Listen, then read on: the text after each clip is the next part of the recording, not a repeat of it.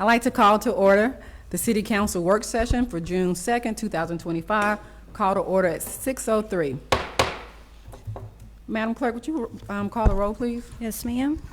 Mayor Pro Tem Messick. Councilmember Powell. Councilmember Don Dixon. Present. Councilmember Asia Miller. Present. Councilmember Bobby Lester. Councilmember Alfred Dixit. Present. We have a quorum. Thank you so much. Council, before we adopt the agenda, I just want to let you know, I sent you all an email that Attorney Dreyer will be out next week, and we have Attorney Zanelli Gubaini here today. Ms. Gumina, would you if you want to come up and sit in front that way?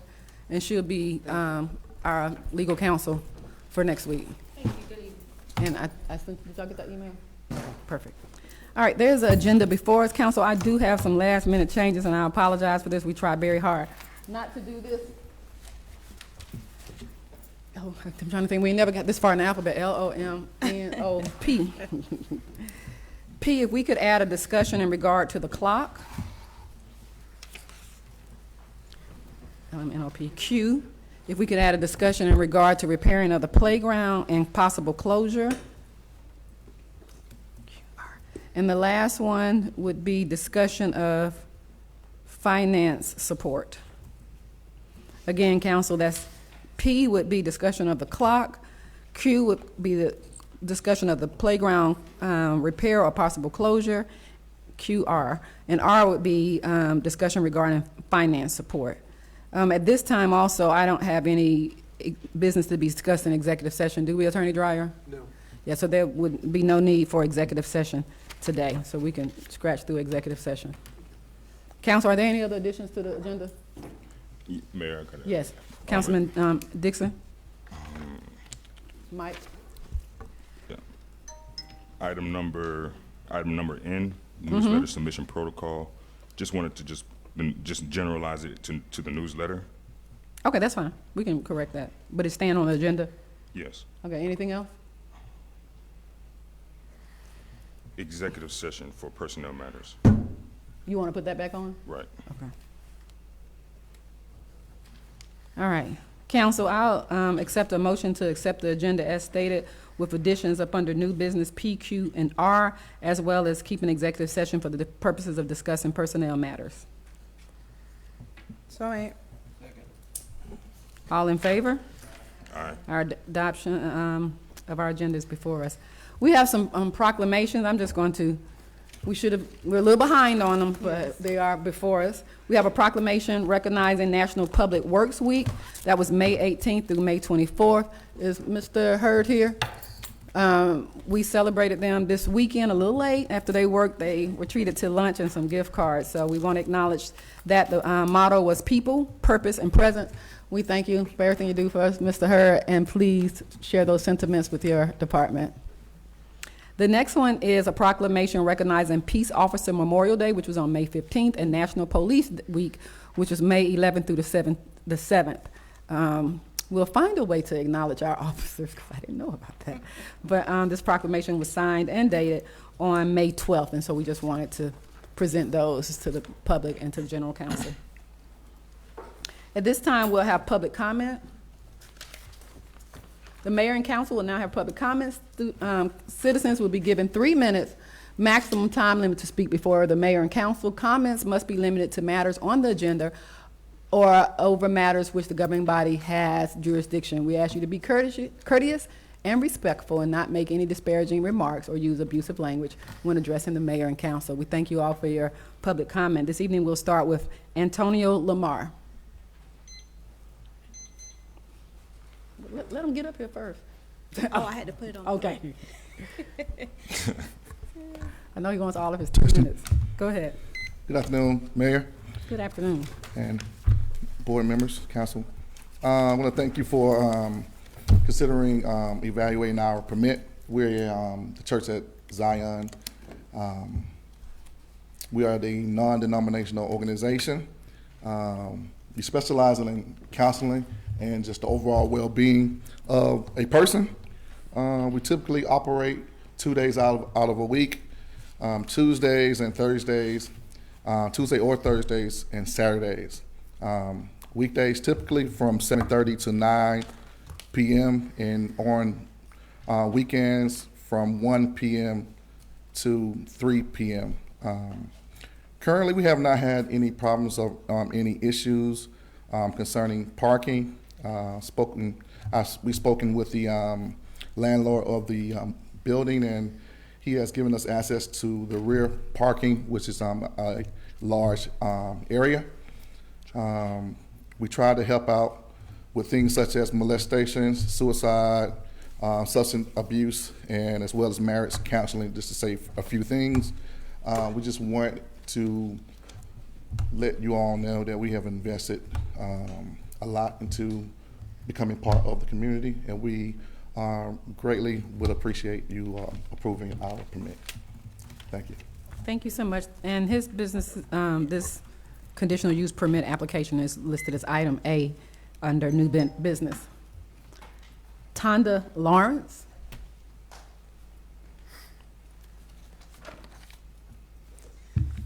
Thank you so much.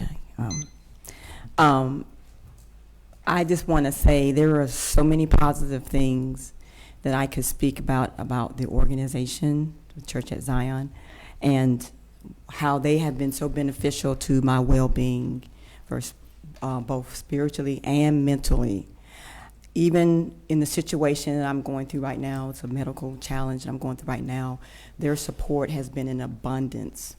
And so I just want to give them just a lot of credit for how they have helped me and helped my family. And I look forward to working with them now and in the future. And that's what I wanted to say. Thank you. Thank you so much, Ms. Lawrence. Patricia Whitfield. And I can't read what your topic was. Good evening. Good evening. I just want to say that the church have been a blessing to me and my grandson. He enjoyed coming to church and helping out, learning new things, getting his mental thoughts together, being a better student at school because of the teaching and the help that we're receiving. And I just wanted to make sure that everything go according to plan. Thank you. You're welcome. Pat Sebohan.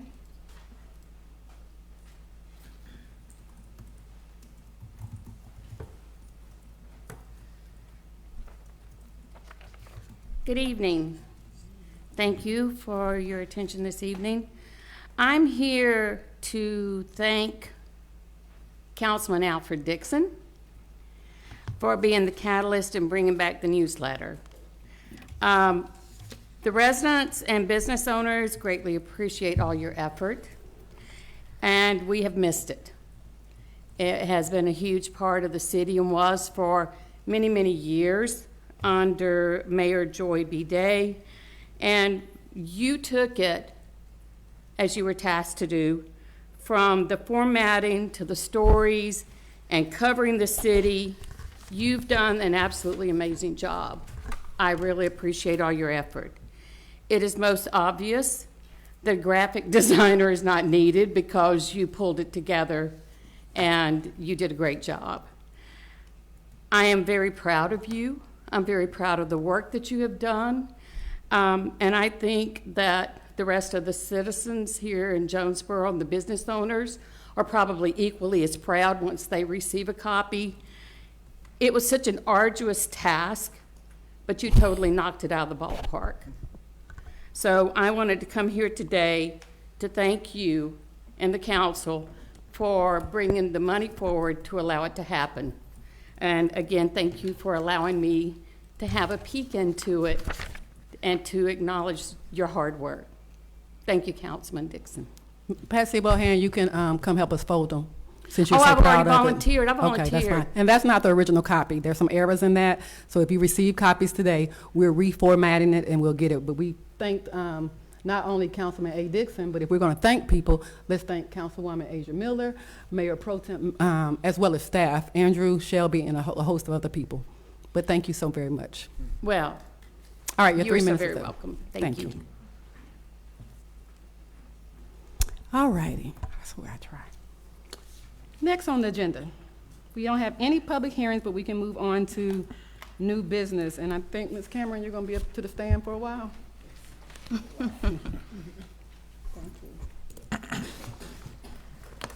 Good evening, Honorable Mayor and council members. Under new business, we have several conditional use permit. The first one that we have is a conditional use permit for, submitted by Mr. Lamar. He's already spoken, actually. As you know, this application is for a small assembly to hold Bible sessions, community meetings, meetings and discussions that is thoughtful and useful for the community. And because I have gone to the site and I've, mapped out the site and I've talked with the applicant, talked with the property owner, the application that you have before you tonight will be considering whether to allow the small assembly in that unit. So far that we know, it was a previous business that was there, so you have you had fire that have already been there. There's a fire extinguisher that's already there. But of course, if this application is approved, then they will still have to go through the process of having life safety and then also the building official to go in and look at the building. If you decide to, if it's your pleasure in approving this application in your consideration tonight, there can be conditions that can be put on the use. And so as you can see that my recommendations is for approval. However, there will be some variances based on our zoning ordinance, because our zoning ordinance talks about parking, and it talks about shared parking, especially in a planned unit. It does not allow shared parking. So for the small assembly, we would have to look at I would actually have to get in there and look at the space, because I don't know what the floor plan, I think I do have that. I think we do have the floor plan, but we would have to look at the number of spaces that would be allowed. Any questions? Any questions, council? Your Honor, may I read the item for the record, please? Yes, please. I am so sorry. It's okay. Thank you. So, Council to discuss conditional use permit application number 25 CUP 003, section 86 through 183, submitted by Antonia Lamar and Trinikia Lamar on behalf of the Church at Zion. This application is for a small assembly to hold Bible study sessions, self-help meetings, and workshops in the MX mixed-use zoning district. The property is located at 952 Dixie Drive, Jonesboro, Georgia 30236. The property is known as parcel 13209A, A006, and situated on 0.28 acres of land. The building was constructed in 1968. Required hearing and consideration set for Monday, June 9, 2025. thank you. Sorry about that. Sorry. Mayor Pro Tem, I'm sorry.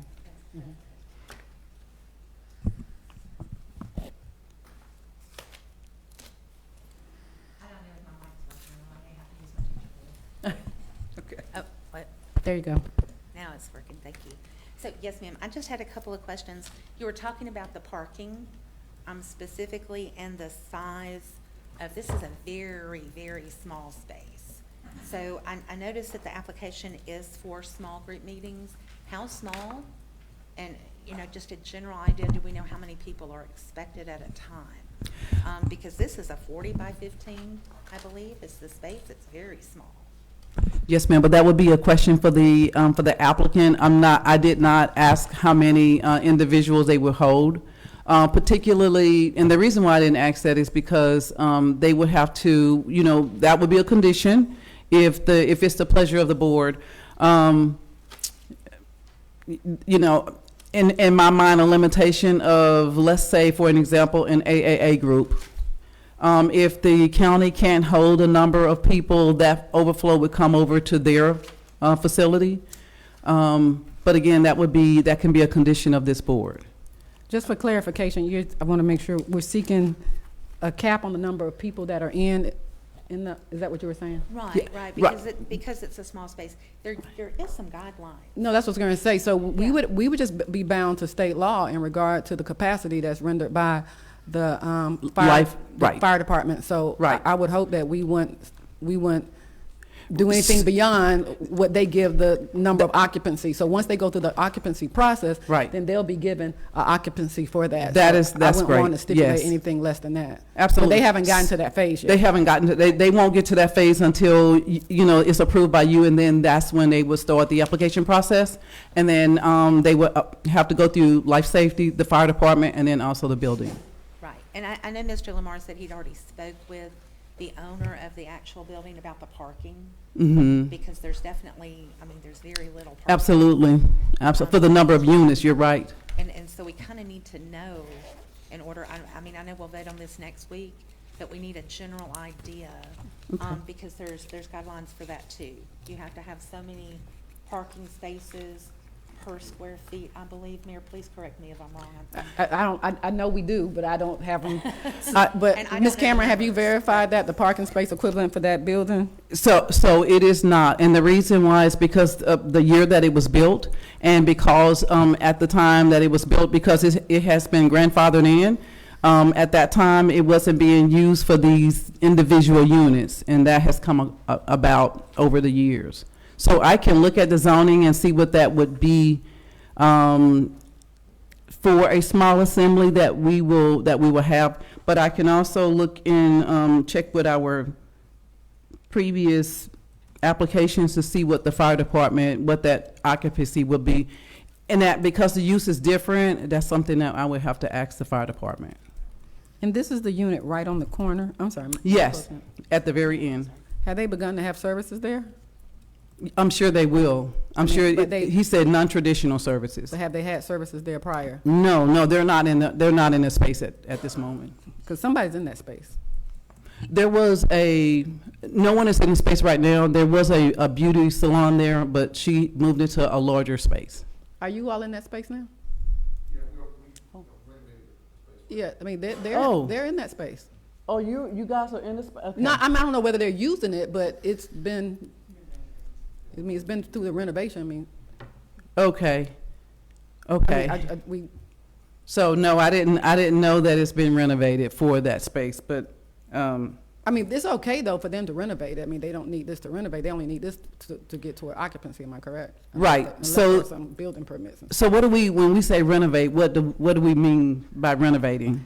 Well, I'm not sure. I just know that when I drive by there and went through there, that corner lot, people were in there. Okay, And so okay. that's why, so I didn't know if they had started Okay. fellowshipping or to that matter. Well, no, ma'am, when I met with them, I went over the process that it should not be occupied as a use until they are approved. And I don't think I saw use, because it Gotcha. wasn't a Sunday, but I saw the doors open, and so you might have been in there renovating. Okay.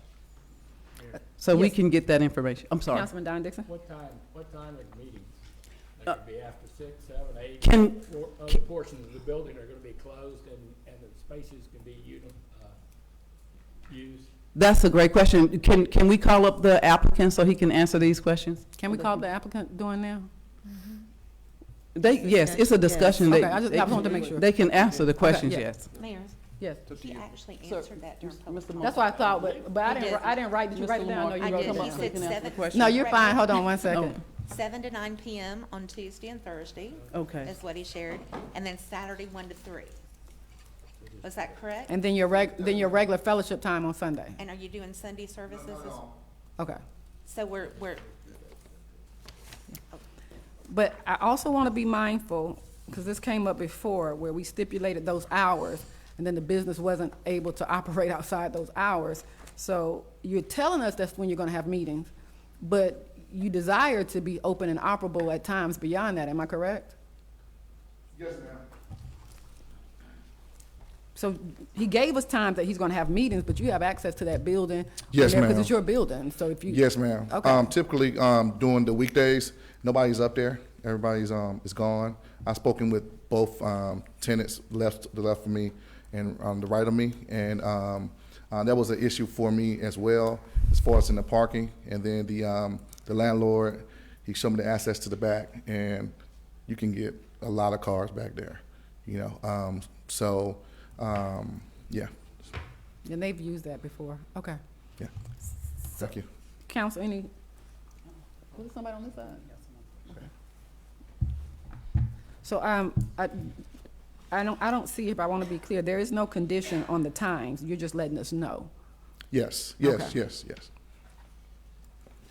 Council, any other questions? So you'll have your hearing next week. And then we'll vote on it. Mayor, I just Yes. have one more question. Yes, ma'am. So you're currently renovating, you said? Yes, ma'am. Or is that, are you just painting and sprucing up, or is it true renovation? Painting, replacing old fixtures, you know, something like, stuff like that. He had a tenant that's moving out, and, yeah, those things, yeah, It looked cosmetic-ish. yes. Mayor, It looked cosmetic-ish. cosmetic, yes. Cosmetic. I was gonna say, usually if you're doing a true renovation, we need your plans. You know, when you're. No, if you're that doing goes a through, remodel Ms. versus a- Cameron. Okay, She'll pay them a visit. all right, thank you. Thank you. Thank you so much. Madam Clerk? Next.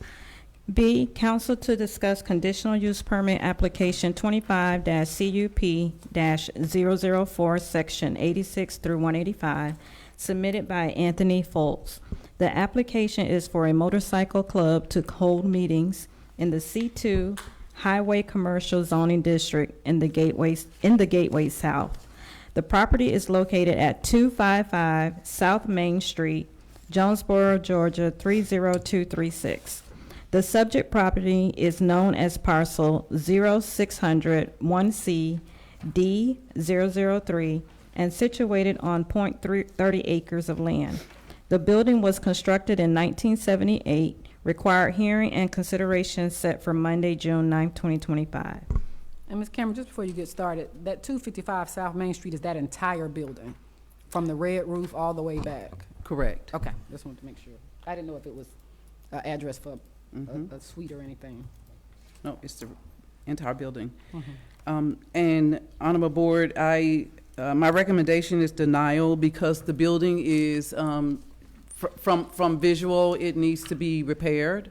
And then also it does not line up with what the city has in store for the Gateway South corridor. And I don't know if Mr. Fultz is here, he could probably speak if you have any questions. Is Mr. Folks here? Thank you. Any comment or question, council? We'll have a hearing next week. Oh.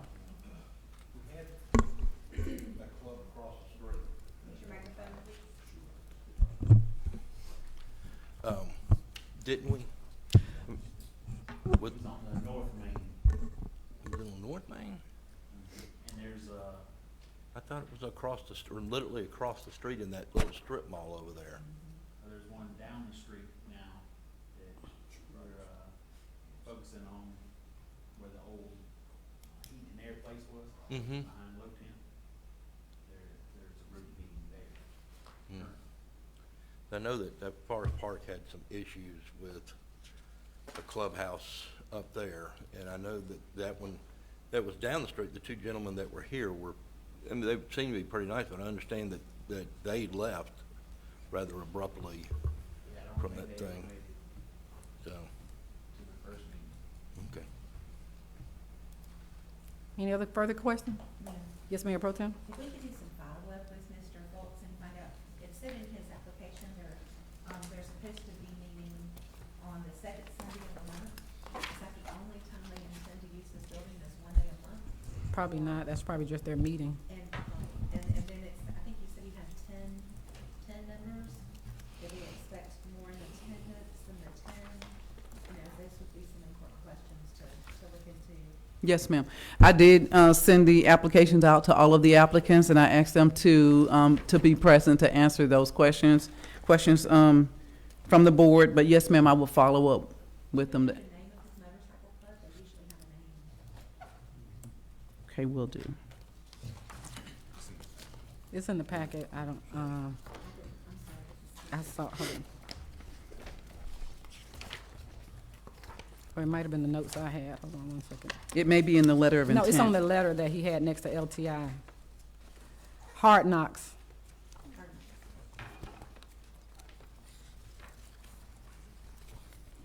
Hard Knocks. Yep, Motorcycle Club Hard Knocks. And I just have one question. Is this also a nonprofit group? I don't think so. We didn't, he didn't mention anything about nonprofit, but I don't think so. But that's a question. Yes, ma'am. We can find out if it's for profit or Okay. Attorney. Can we ask that question? We can. Attorney Dreyer. Oh. We can ask about nonprofit status as a condition of approval? Yes. Okay. We can. This just says social organization, so Okay. we can ask. Okay. Not as a condition, as approval, but we're just asking it in general. Yeah, That, she said it right. okay. Thank you. Yeah, that's why I wanted to make sure, okay. But we couldn't do it as a condition of approval. I just No. wanted to make sure, okay. We'll get that information, although they should have been here, but you'll get it. Okay. Yes, Councilman Miller?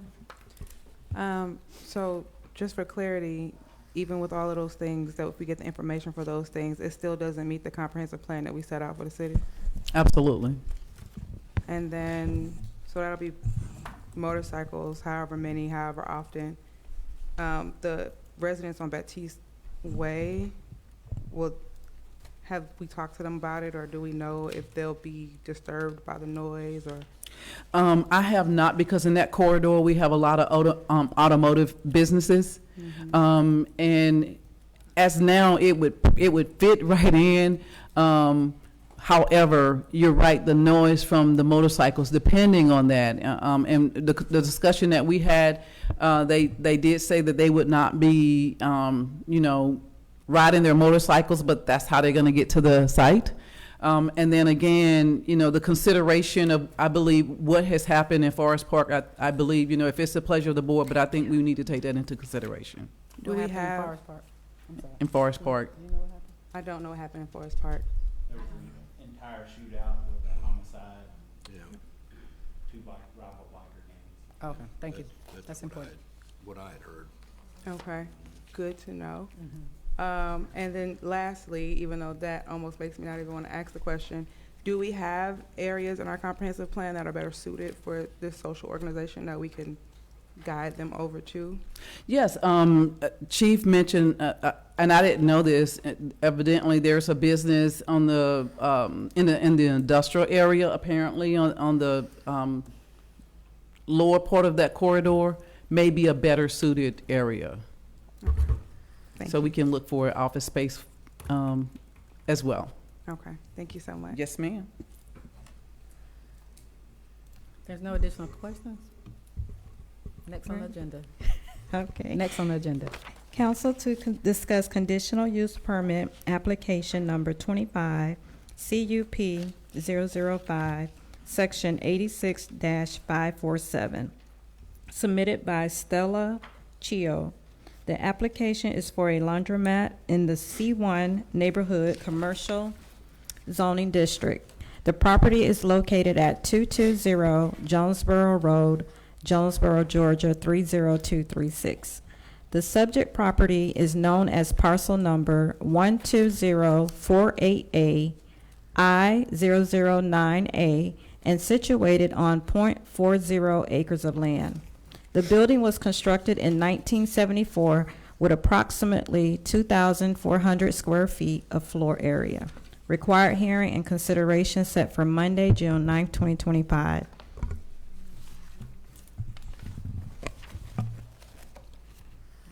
Trying to get turned around on the map. I'm trying to, okay, Uh-oh. I see it. There you go.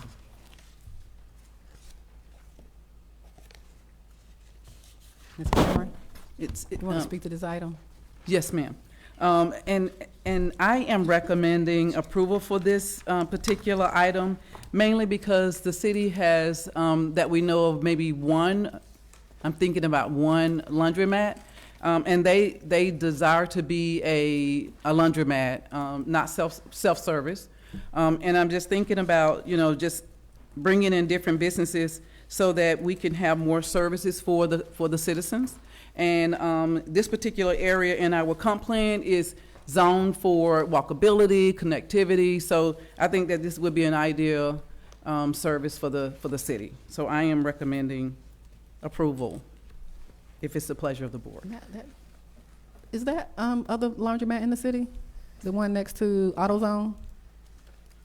Do we have another one? The one at Terra Boulevard in front of Kroger Plaza. Yep. That one, okay, that's the only one. Yep. Perfect. I just wanted to make sure they weren't like next door to each other. Right. Council, any questions? I have a question. You Councilman got it? Okay. Yeah, thank you, Mayor. So the question is, I know you speak about that this fits the Gateway North. What other type of business would fit the Gateway North? Lots of services. We you know, eateries, different types of eateries, services, offices, mixed uses, those types of businesses will definitely make that area pop more. It will also allow, having a laundromat on that particular corridor would help us to clean it up, because what we're trying to do is repurpose a lot of the uses in that area. So bringing a laundromat there would be a start, and then that whole corridor, it can be, you know, a catalyst to get things moving.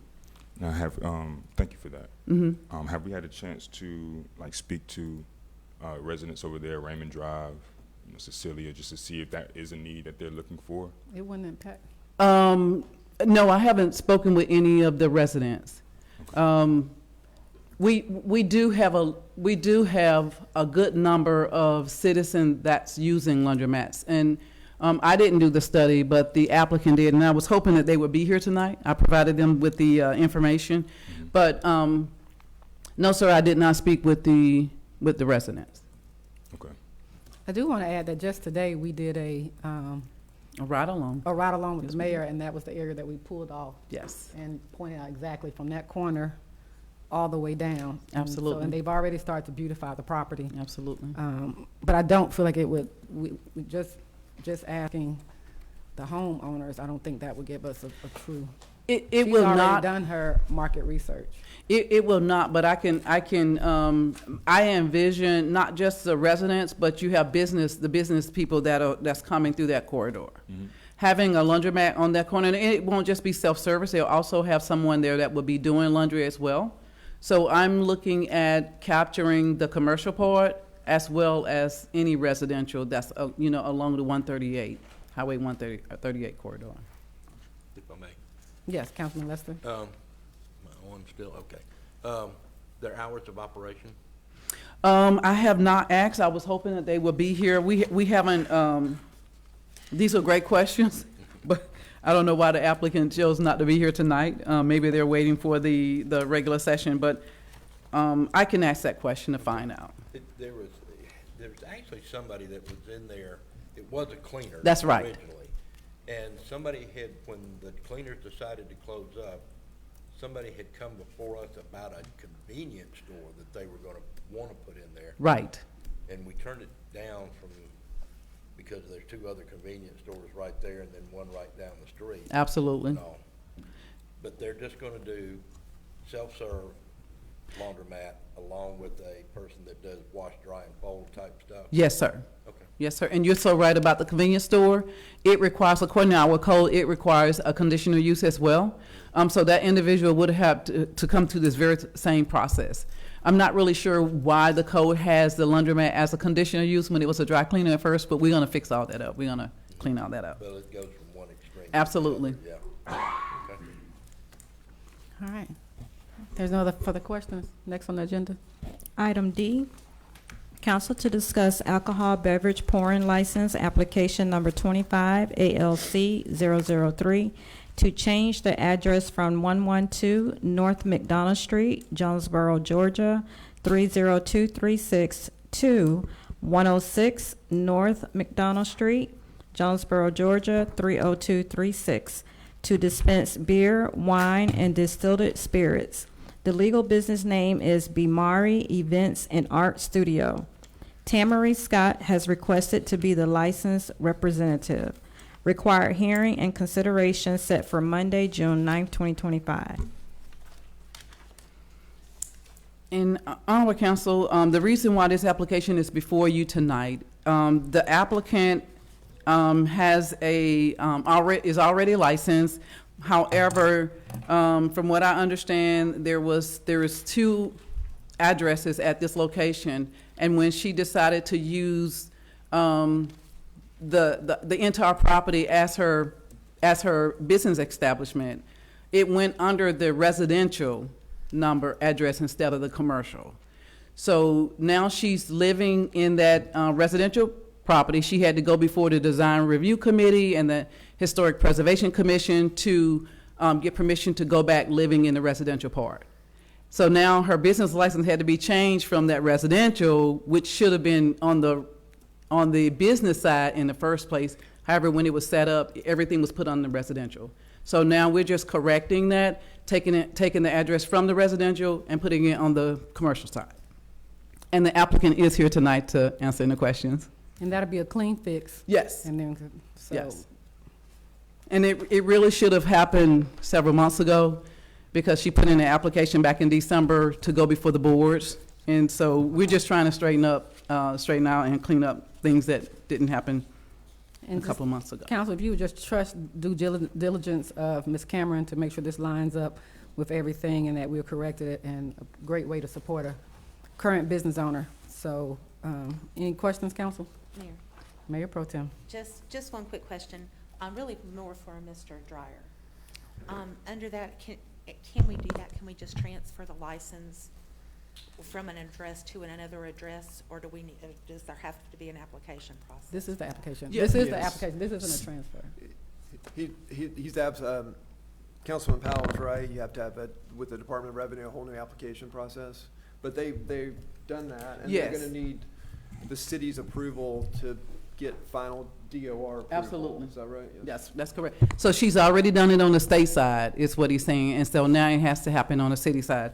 And again, it would have happened simultaneously, except when she submitted her application to use the residential, and she went to the state. Well, the state has been waiting on the city to do the very same thing. So she has an application in line. It just didn't happen at the same time. So everybody's saying, hurry up and wait and get in that line, hurry up and wait and get in that line. And she actually was, waiting for several months. All right. Next on the agenda. Thank you. Okay, letter E. Council to discuss alcohol beverage pouring license application number 25, ALC 004, to dispense beer and wine at 8664 Tara Boulevard, Jonesboro, Georgia 30236. The legal business name is DHRITI Investment LLC, doing business as Pit Stop Food Mart. Mike Kumar B. Patel has requested to be the licensed representative. Required hearing and consideration set for Monday, June 9th, 2025. Thank you, City Clerk. Mayor and honorable council members, this is same business. It was just a new business owner, and because he has bought the business, all of the applications had to be changed over to the new owner's name. And so this new owner applying for a business license and has been approved for the business license, but had to apply for the alcohol license as well. He went through the process. Everything was approved by background check and fingerprinting. And so now we stand before you tonight. The applicant is not here to answer the questions, but we stand before you tonight to say that this business has been established in the city for a while. Oh, is the applicant here? Right back. Oh, the applicant is here. Sorry about that. So the applicant is here to answer any questions, but the business has been established in the city for a while. And again, we're just switching over not switching over the alcohol license, but the new owner has applied for alcohol license and seeks approval. Councilman Powell? Yeah, in the agenda, it says pouring license. There won't be pouring, it'll be packaged. No, right. Just plain That's the packaged correction. Yeah, it'll be packing. You're right. And I believe I'll just go back and make sure that what was advertised, I believe the advertisement was packing for sure. Chief. Thank you for that correction, sir.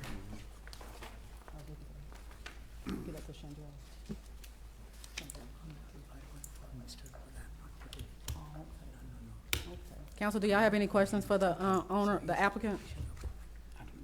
Do we need to change that? Are we? I'll look at that. He's not the applicant. He's an employee of the applicant. Sorry about that. No, but the application isn't here for, package. Yes. So it's just a clerical typo? Is that what we're saying? Yes. Your lines, okay, no problem. Council, any additional questions? Next on the agenda. Okay. Sorry about that. Letter F, council to consider approval regarding the Flex licensing renewal agreement with Net Planner Systems, Inc. for the telephone system.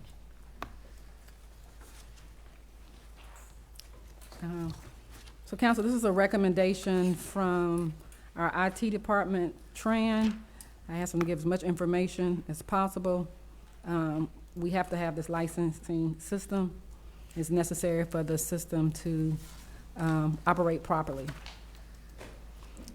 It was not included in the budget due to the original contract being a 3-year license established during the construction of the city center, so it has expired during this term. So I'd ask council to consider approval.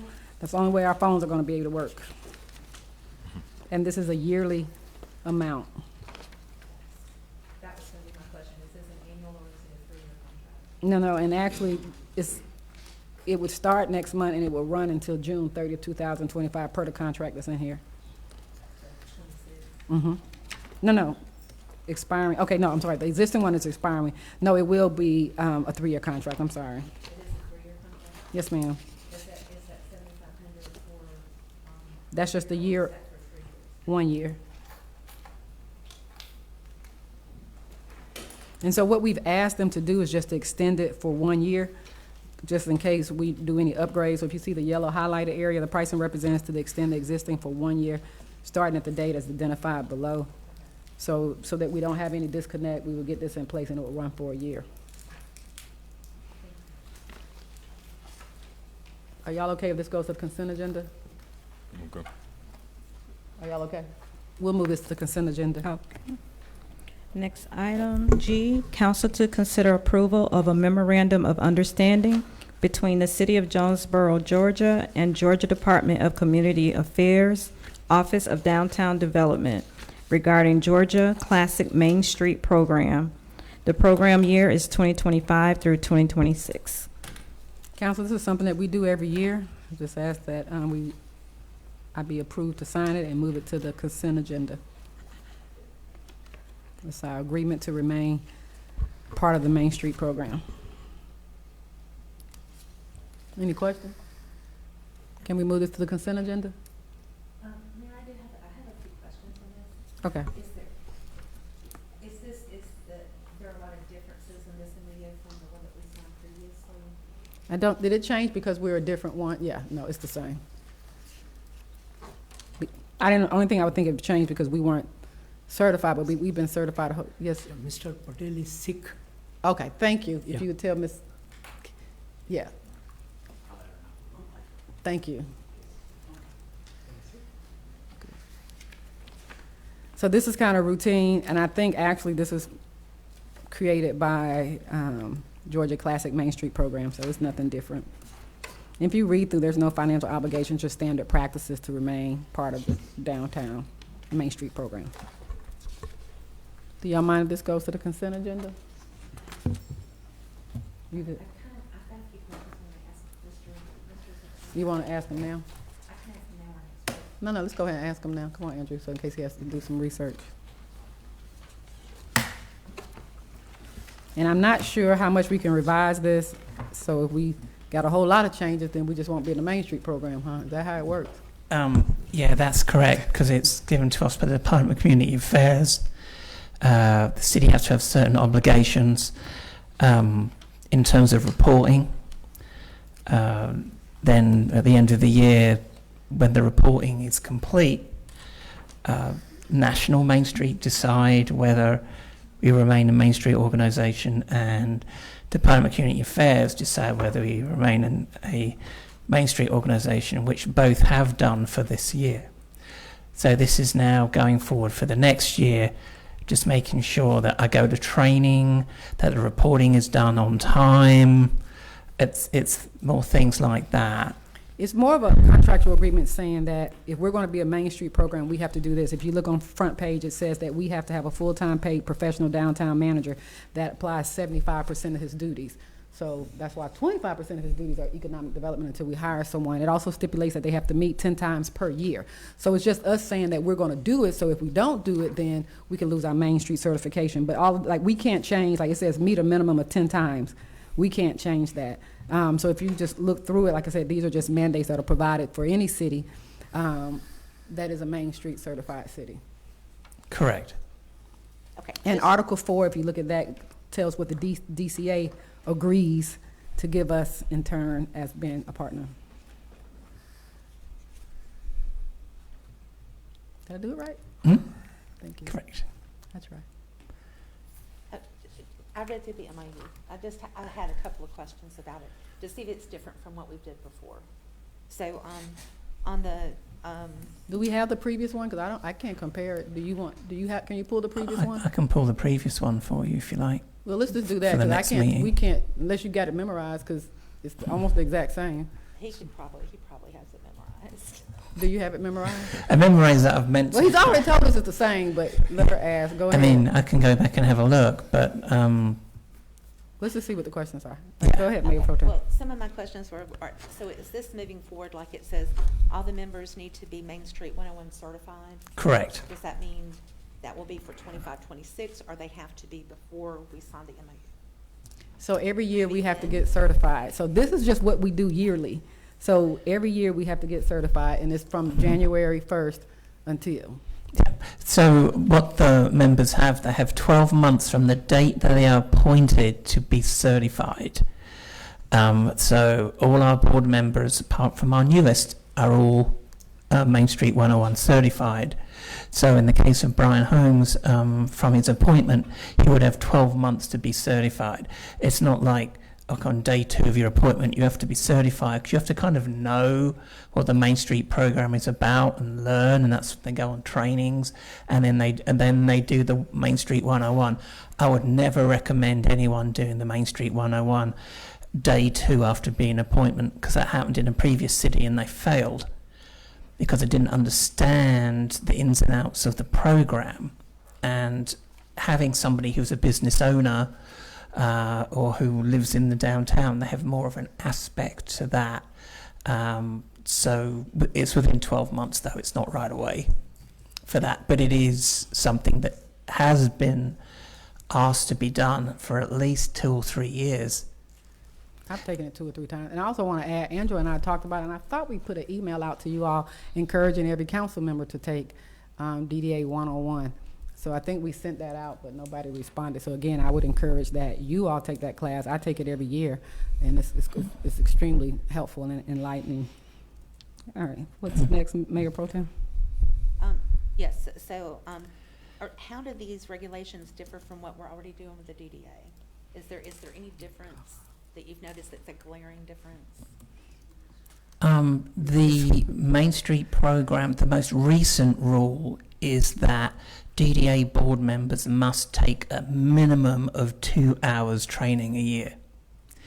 That came in last year. I think they've reiterated that for this year. So they can attend webinars that would account, or Zoom calls would count for 1 hour. Attending our regional meetings would also count for that training too. And of course, going to the regional national conferences or going to the other trainings that DDA do throughout the year. But I make sure that every year, like last year, that every board member did at least 2 hours, and they actually did more than that. So. Yeah, just one more No, go ahead. the DDA, the training and the payment for the training and things like that, are they coming out of your budget for the DDA? Yes, it's coming out of the DDA budget. It doesn't come out of the city budget at all. So everything has already been attended to? Correct. Now, if the city would like to offer training funds, we would gratefully appreciate that. I think the city paid for mine, or did you pay for it? I can't remember. Yeah, again, you all, I just want us to, Okay. Any other questions in regard to Main Street that we can't change anyway? Mm. All right, thank you. Next on the agenda. Thanks. H, council to discuss Jonesboro Housing Authority, Presswick Company's request for funding commitment for an affordable multifamily development.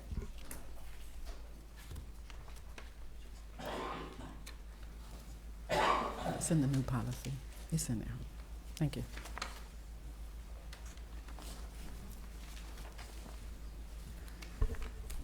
Ms. Cameron, can you join and kind of just give us an overview, please?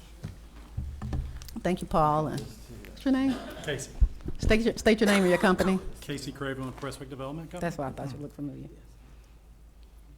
Council, as you can recall, Presswick Development, in collaboration with the Jonesboro Housing Authority, talked about this new development, Astoria multifamily project. But as part of the grant application, it required a commitment, and so I think they're here today to find out what that commitment is. That's correct. Thank you.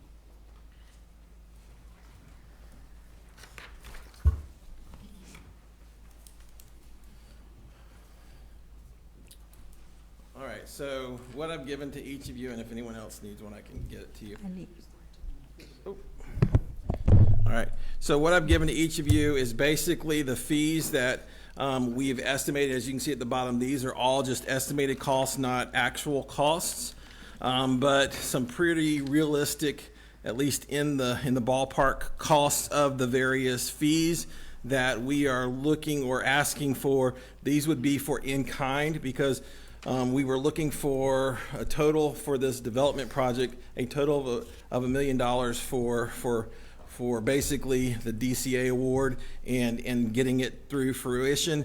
And so we had approached the city to see, and we did this in the fall, and it was stricken. So we're coming back as new business to basically just see where we are on these in-kind services that we could ask for.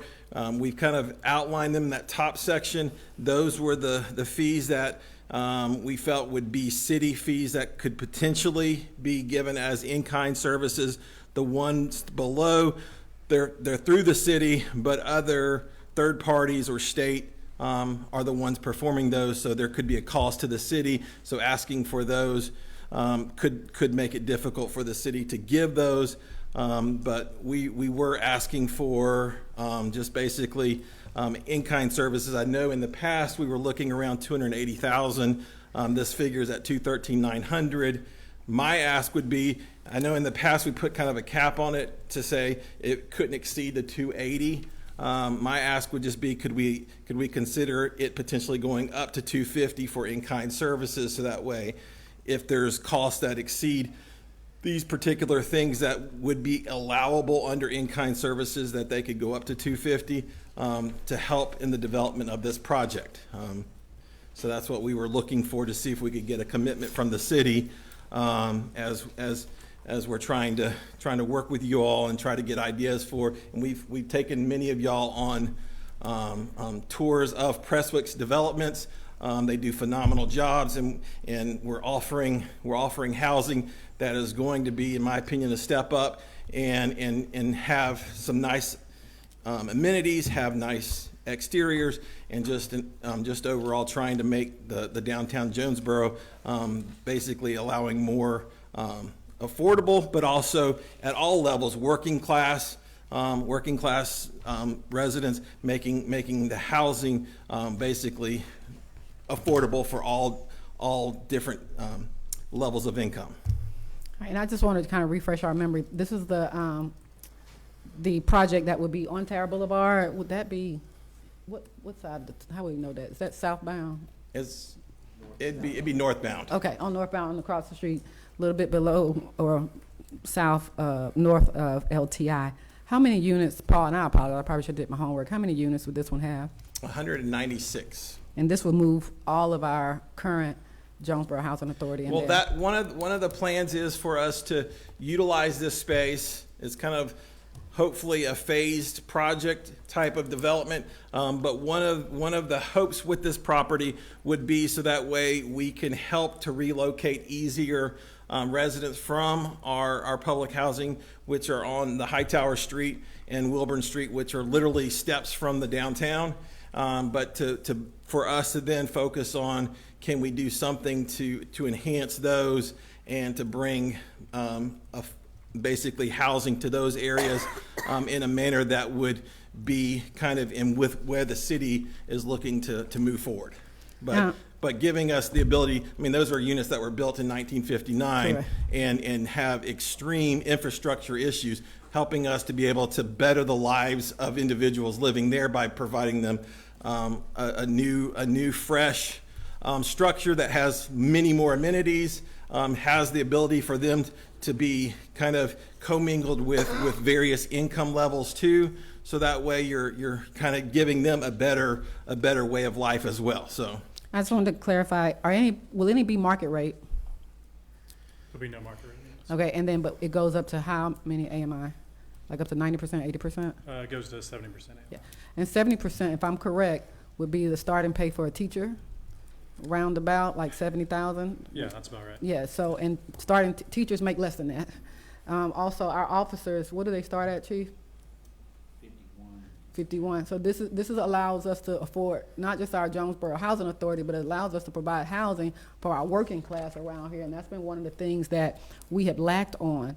So now we have 4 schools in the building, in the city, but we also have 10 schools all within 2 miles of any of our boundaries. So it's an opportunity, I just don't want us to think affordable housing. We're talking about officers that come to our job every day will be able to qualify and have rent that is affordable, as well as our public works department and any other employees.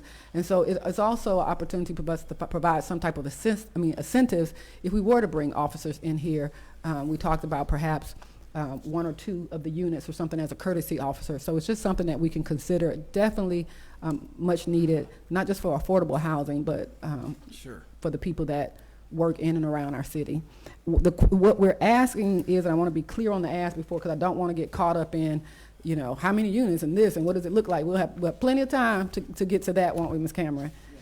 Today is the commitment that we need to provide to Prestwick, and they're asking for $250,000. In front of us, we see $213,000, which includes just basically permitting fees. Then we would have to commit to $45,000, which means basically it looks like the easiest way, if you look at the estimated cost for the third-party building plan review, would be $92,000. Basically, we would pay $40,000-ish of that to get it up to the $250,000. Am I correct? Correct. Or any of those expenses that we can look at. Any combination of their Any combination thereof. It is not uncommon for cities actually to give $1 million. So they're just asking for 1/4 of what they originally asked for. So council, I would ask that we seriously consider this. This is probably the only way that we will be able to get a similar project in the city limits of Jonesboro that the Jonesboro Housing Authority can benefit from. Questions, council? Mayor. Yes, Mayor Pro Tem. Hi, good afternoon, evening. I do remember us having this conversation back last year, and one of the things that you were going to come back to us and let us know was how the county was going to partner. Okay. You said the county was going to partner and that you were working on an MOU with them.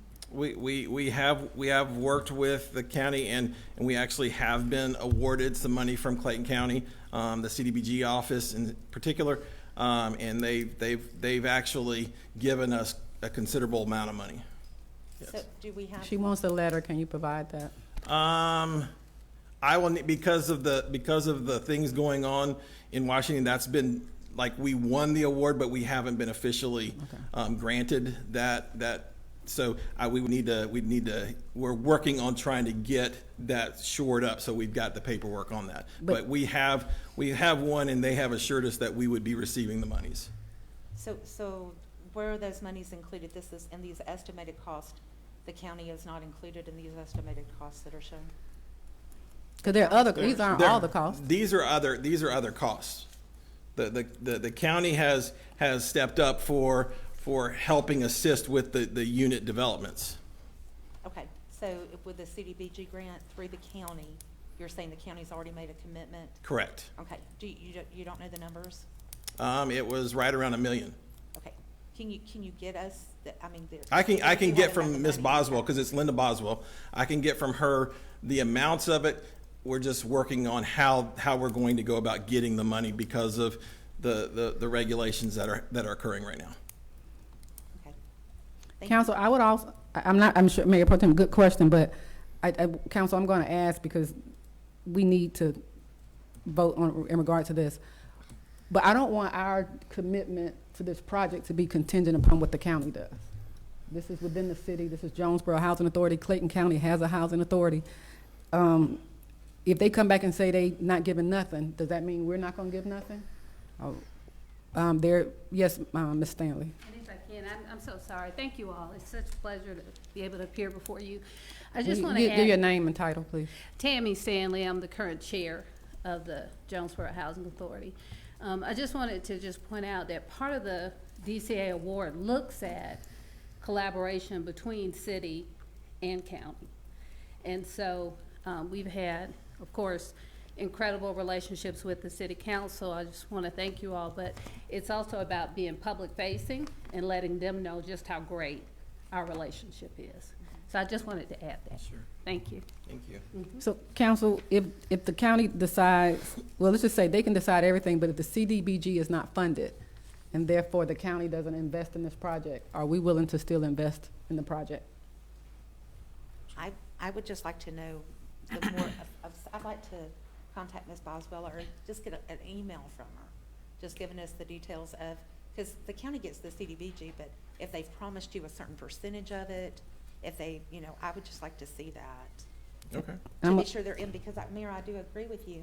Jonesboro Housing Authority is not just the city of Jonesboro. Agree. They extend they handle the county. Do you not, Paul? We Do you do. not I handle mean, many we people? do cut our Section 8 or HCV housing choice vouchers. They encapsulate all of Clayton County. However, this property it'll be in 294 South Main Street. So or in that area, that kind of, I mean, it's on the Terra Boulevard side, but it would be that's where it's located, right behind those properties. So you're looking not to benefit just the Jonesboro Housing Authority directly in the city. You're looking to benefit all the people within the county. But it would be a great benefit of our existing residents that all reside within the city for those properties that are basically, I mean, they're not substandard. We do an excellent job of keeping our properties up, but we are using basically every single penny that we have to ensure that those properties remain livable, and sustaining that with the amount that we're being funded with is just very difficult. And we're trying to prevent from having boarded up units that are basically uninhabitable by having a means to relocate those residents to a place. Not only, I mean, we can relocate them with housing choice vouchers, but we can also utilize this property for some that don't want to move far away. This property is within a mile from where our current location is, so you're not really relocating them exceedingly far from where they are currently already housed. Right, and your intention is to relocate everyone in the current. We would be relocating. We would, because the plan would be to revitalize our existing properties, and probably something there. And we've been trying to be transparent from the beginning to work with the city. What does the city want to see? And we want to work with both the city and the county there, but we are going to relocate. We're going to try to relocate all the families, whether it's in this property here, or in some cases, that the number of bedrooms needed may not, we're not building the number of bedrooms that some of these would need, so we would have to relocate them with housing choice voucher, like a relocation voucher. So not all of them would be relocating here, but some of them would. And also, Council, Mayor Pro Tem, in all due respect, I'm trying to give an example. So Lee Street Park, we have children from all over the state, probably, the city and the county that plays there. But we don't hold the county responsible for repairing it. That burden is on us. And so, Council, I would just ask that, I'm sure the county would do right if funding is available. But I want to pose the question again. If for whatever reason, hypothetically, worst case scenario, the county cannot provide $1 to this project, can we be committed to $250,000 for it? Because if they don't give anything, and then we take ours, and we don't then we get nothing. Am I correct? Well, there would be a problem if we didn't, hit the $1 million mark, correct? Correct. And if, I do know that you would lose the DCA funding if the city does not invest in some effort. So, again, this is it's not a lot. Go ahead. Oh, can I just say this one thing? The initial $213,000, we're not losing money. We wouldn't make if they don't build this money, we wouldn't have the base permits, we wouldn't have the tree plans. So the $213,000 will only be an amount if they build. If they don't build, we're not losing money. I took it out your mouth. Yeah, so Okay. that was one of my points. And then to Mayor Pro Tem's point about the county doing their part, I guess I kind of think of it like a pie, right? Like a piece of pie, it's the teacher and me. If the county is the entire pie and Jonesboro is a piece, if you're asking for $1 million and you're only asking Jonesboro for $250,000, then we're doing our due diligence, our part by giving that piece. And so, especially because this isn't something that was factored into the budget anyway, they're not asking for anything that's going to take away from us, but by giving these things, it will enhance the city. I don't think the 250 is a hard ask. I honestly think that it is, it shows that they heard us when we said we couldn't do $1 million, and they went back to the table to see what they could do to continue working with us, and being flexible. And I think it would be nice if we could try to match that flexibility as a council for our residents. And also, let me say, do you imagine we're into the 6th month of the year? How many of these fees would be applicable this year? They all would. We submit for permits this year. You all would submit, okay. Council, can this go to the consent agenda? No, Mayor. What additional information do you need, Mayor Pro Tem, so we can be prepared next week? I would like to do a little more research before we put that on the consent agenda. Can y'all please come back next week? Yes. And maybe we should talk to Mandela and just, I think the picture I'm looking at is Jonesboro participating in the regional issue of housing and how vitally important it is. I serve on the ARC housing leadership team. I take great pride in being a part of it. And one of the first classes we talked about was the lack of quality housing for the working class in Clayton County. And maybe I can get that information from ARC, because when you look at the state, you'll see our areas highlighted that we don't provide places for teachers, firemen, policemen, retirees to move to. And we can't be exempt from the housing conversation because the county won't match. You know, cities all across the country are addressing the housing crisis one property at a time. And $250,000, you all, in kind, like, well, 40-ish. But again, this is money that won't be made if we don't have it. And this is housing that won't be had. We have officers that travel God knows how far. We got people on Public Works that ask us all the time about rental. They can't get into the apartments that are in the city. They stay booked. They're waiting list anywhere locally. So council, Mayor Pro Tem, I would ask if there's any specific information that you please put it in writing so that they can work very hard to get that for you before next week. And we'll follow up with Linda Boswell. We might even ask her to come. But again, I don't want our contribution to be dependent on what they do. Yeah, I can reach out to her and see Paul, and thank you all. I just want to personally thank you, and thank you, Presswick, for even considering Jonesboro on this. No, absolutely. Thank you guys. Thank you. And thank you all for. Thank you. Thank you. All right, that brings us to item I. Item I, council to discuss JYCG summer programming.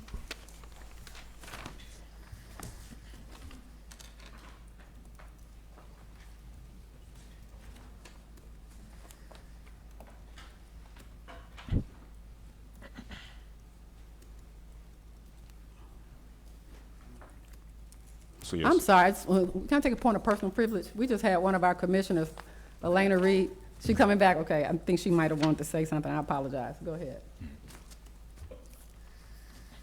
So Mayor and Council, just wanted to share with you all the Jonesboro Youth City Government summer programming for this summer.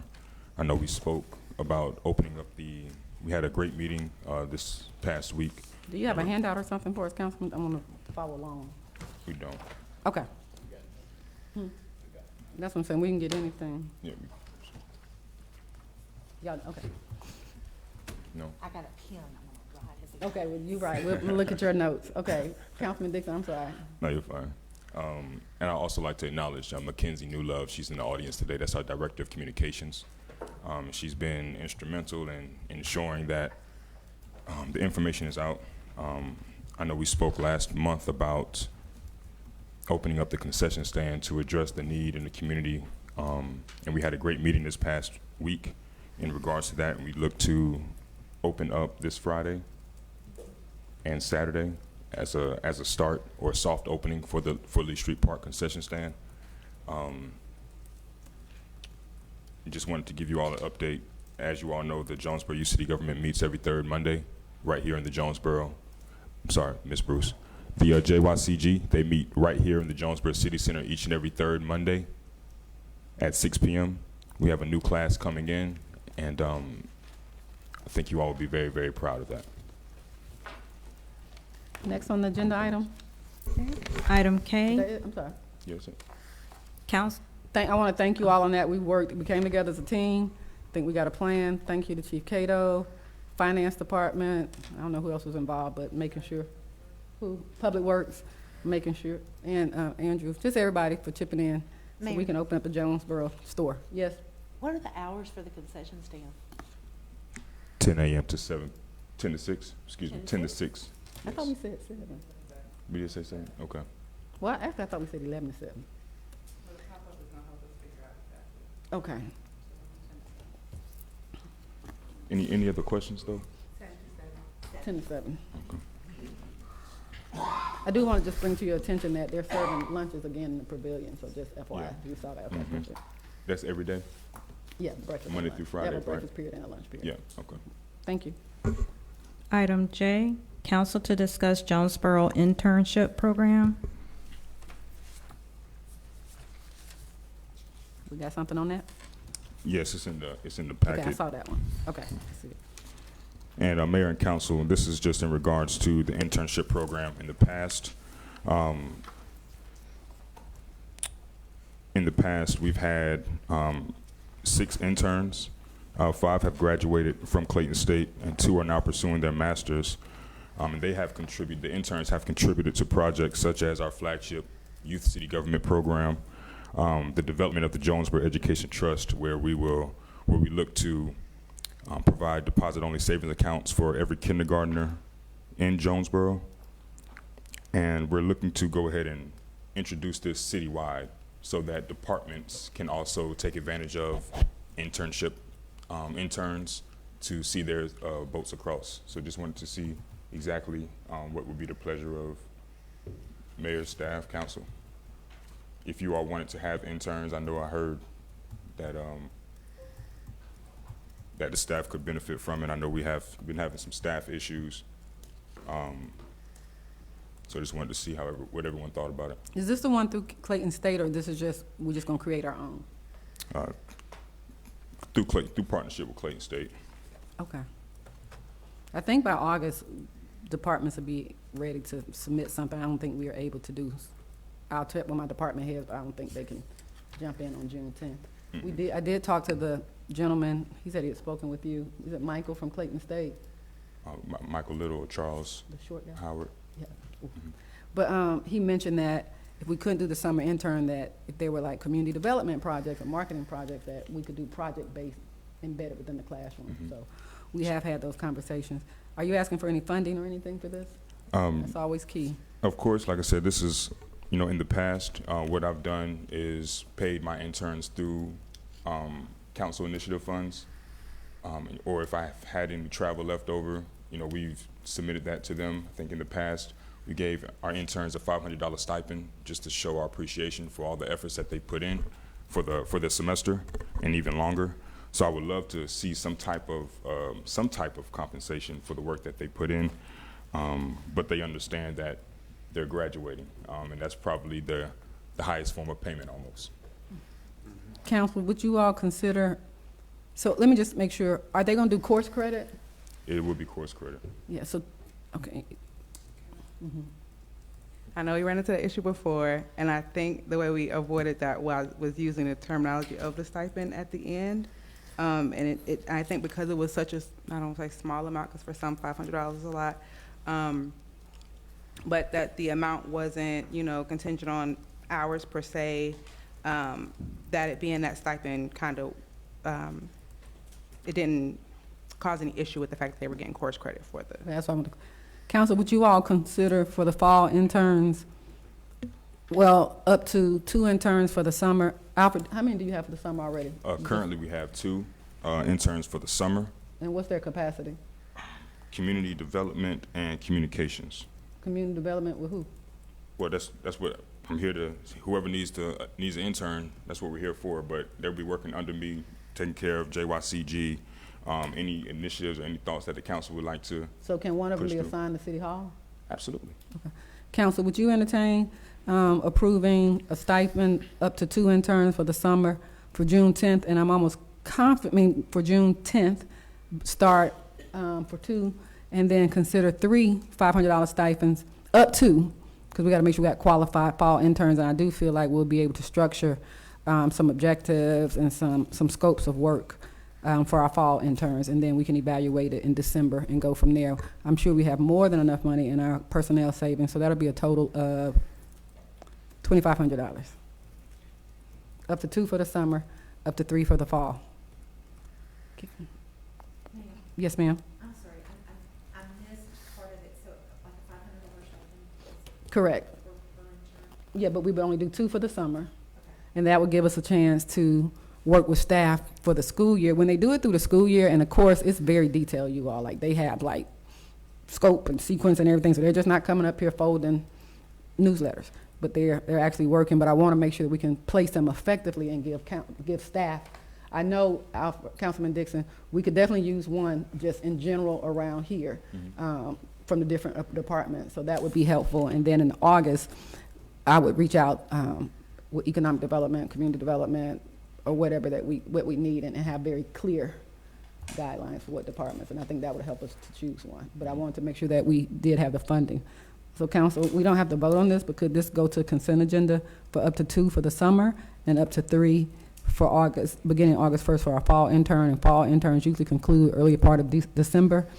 But this would be a great help for our events in the city. I can tell you for the summer one, and probably also we can get a marketing one to help throughout the school year. Well, the first term. Can that go to the consent agenda, council? Can for me?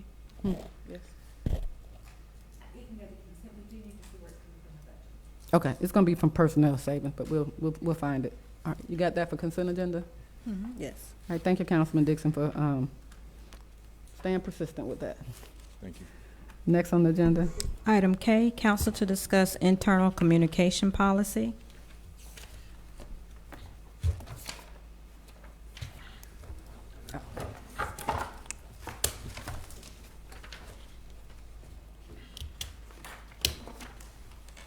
Mayor and council, when I put this in the agenda, on the agenda item, as far as the internal communication policy, I believe this actually needs to be, or then maybe this is a page from the protocol for elected officials handbook that we have. Are you all familiar? Yeah, that's what I asked Maria to pull. I wish we would have pulled, but there's current policy.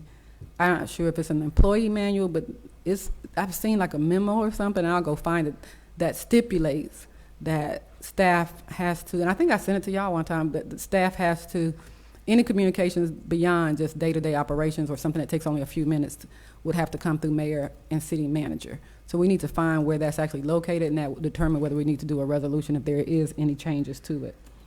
I will say for the record, even though the policy said that you all would have to communicate with me and the city manager, I have said that I am okay with you all emailing staff with any request, not waiting for my approval to send it to them, as long as I am copied on that. And the reason for that, it helps me to make sure the level of responsibility and capacity that they have, but also there was an incident last time where something was sent to the former clerk. They didn't realize she was on vacation, and then everybody got bent out of sorts. So that just allows me to inform you all. So I'm not sure how that changes. I know there's a stipulation in here to encourage inquiries from elected officials within 48 business hours. I think they do a really good job at that, except for on the weekends. But if we're going to stipulate that, council, I would encourage us to put that same stipulation in for us, that when we reach out to council, that you all respond back to us with 48 hours and create a standard and a climate both ways, because I know we struggle with that.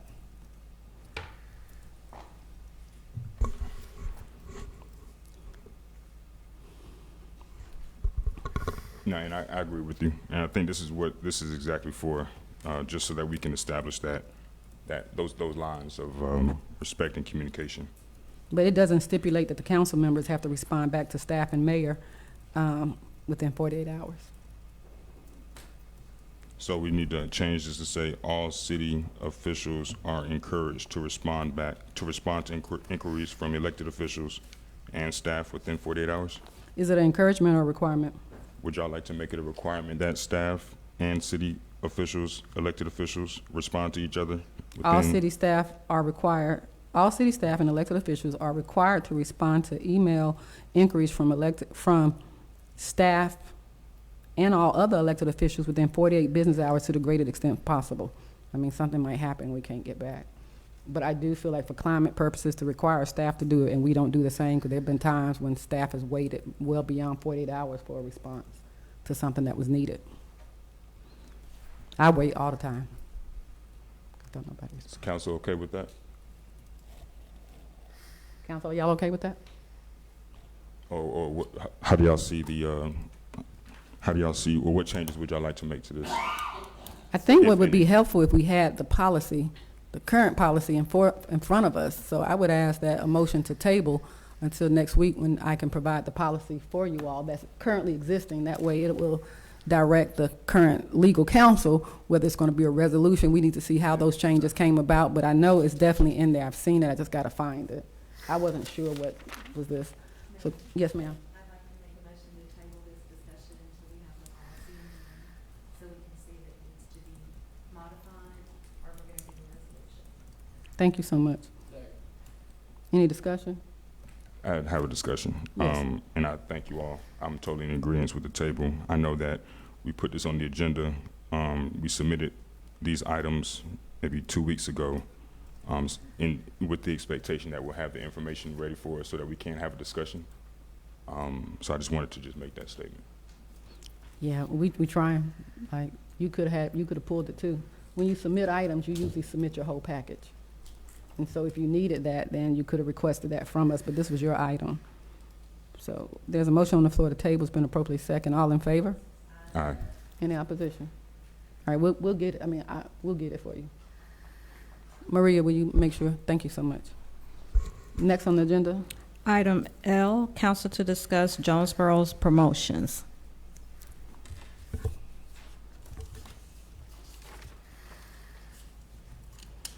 Councilman Dixon, we don't have any documents on this. No, this is actually just what I wanted to discuss in regards to the promotions for the city of Jonesboro. I know we've been discussing maybe for the past 2 weeks in regards to, just the energy, the synergy that we're putting out as a city and making sure that it's consistent. I know last month we had Georgia Cities Week, and the display of community that came from the social media outlets, the internet, the website, it looked great. And I really appreciate all that that played a part in making sure that our news was spread across the city. But when we have programs like the Jonesboro Youth City Government that doesn't get the same love and support, it just makes me question. So I wanted to put this on the agenda tonight just to discuss why we haven't been receiving the same energy and output on our social media for Jonesboro Youth City Government.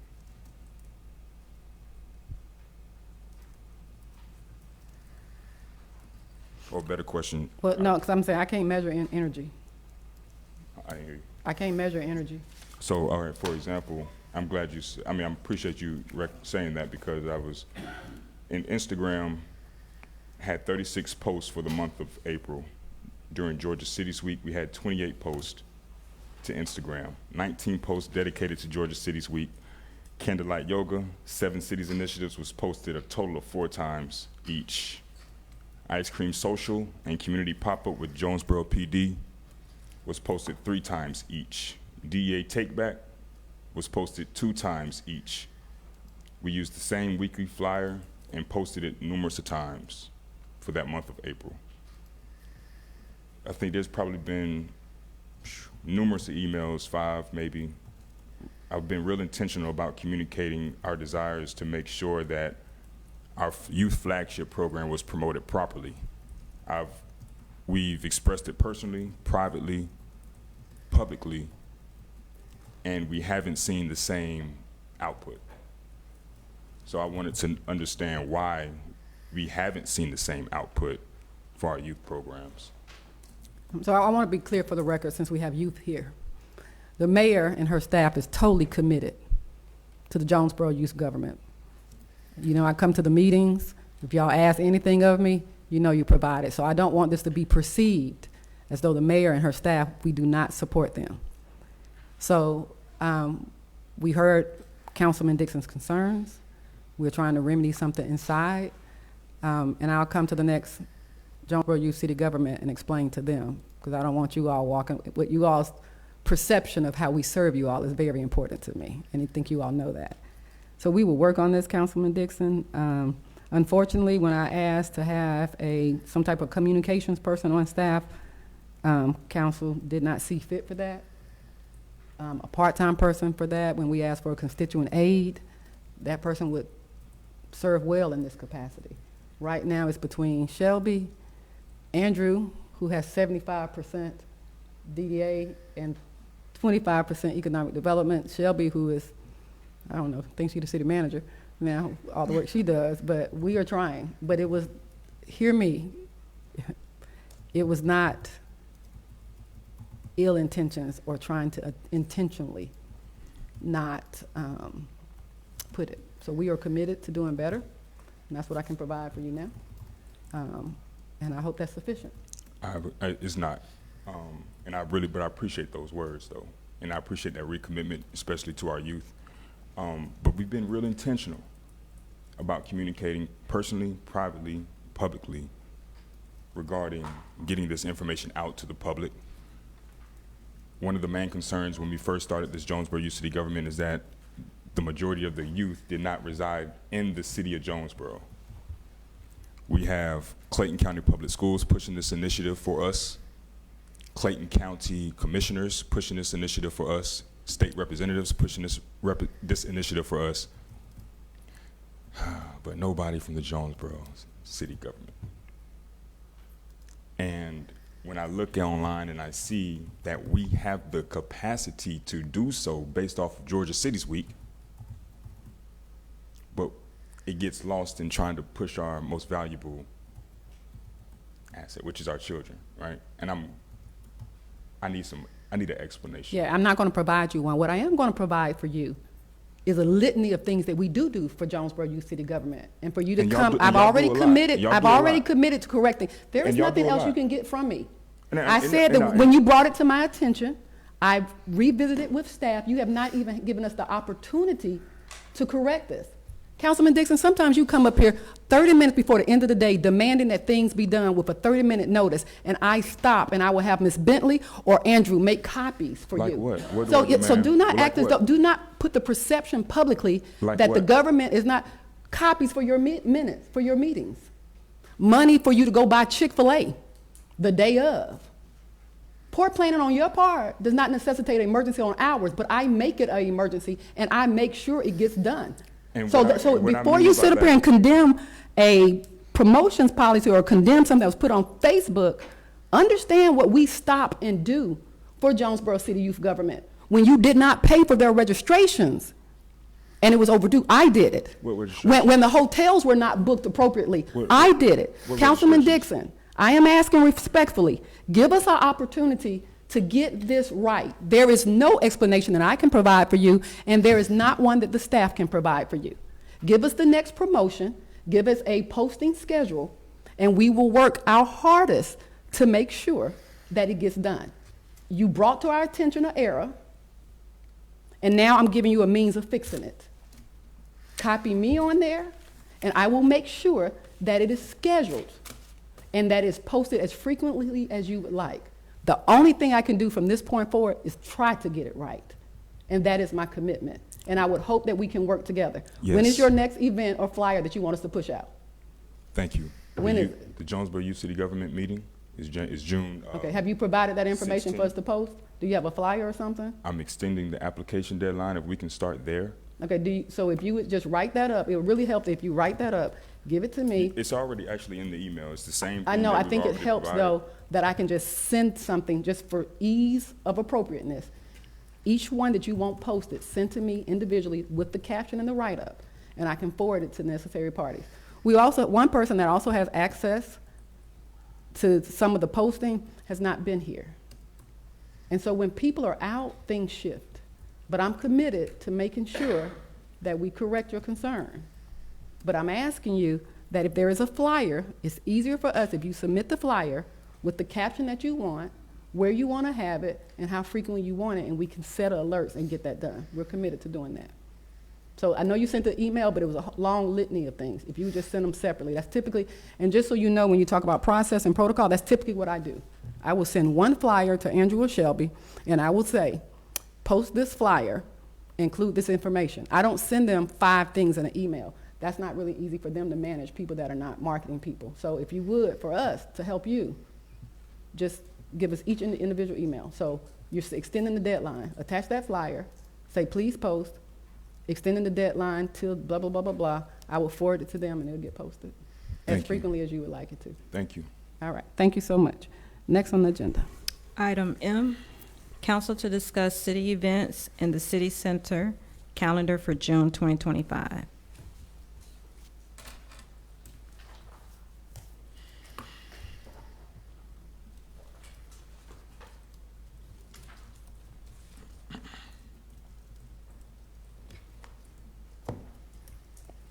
Is there a calendar in there?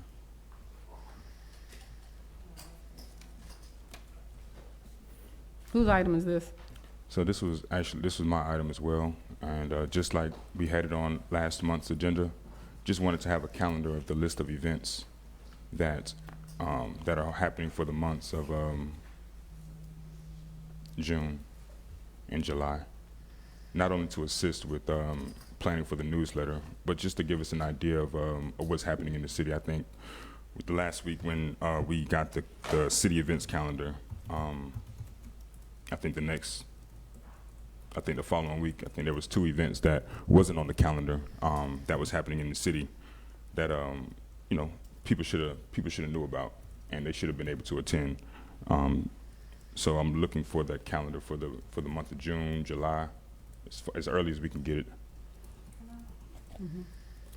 With that, I like that we're asking for it month by month, but can that be something that we have just rolling? I don't know if it needs to be an email form or on this, because there are, like, I think, and I don't know if this is inappropriate to state publicly, but the delegation meeting that was held here, I found out about that on Instagram. And I don't know if I missed the communication, but I found out on the state representative's Instagram. So if we could just do that every month in general, I just think that if there are things that are inappropriate for us to come to, of course we won't come. But if there are things that it would look good to have the elected officials of the city come to, since it's being hosted in the city, I'd like to do my best to be present, just to represent the city in a positive light.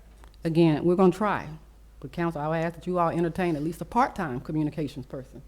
Because putting things like that, when things come up, we try, y'all. It's not like I'm deliberately saying, don't tell the council that the Clayton County delegation is here.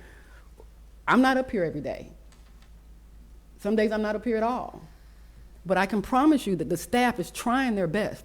What would help solve this problem and give us no excuse is that if we had a person dedicated to communications.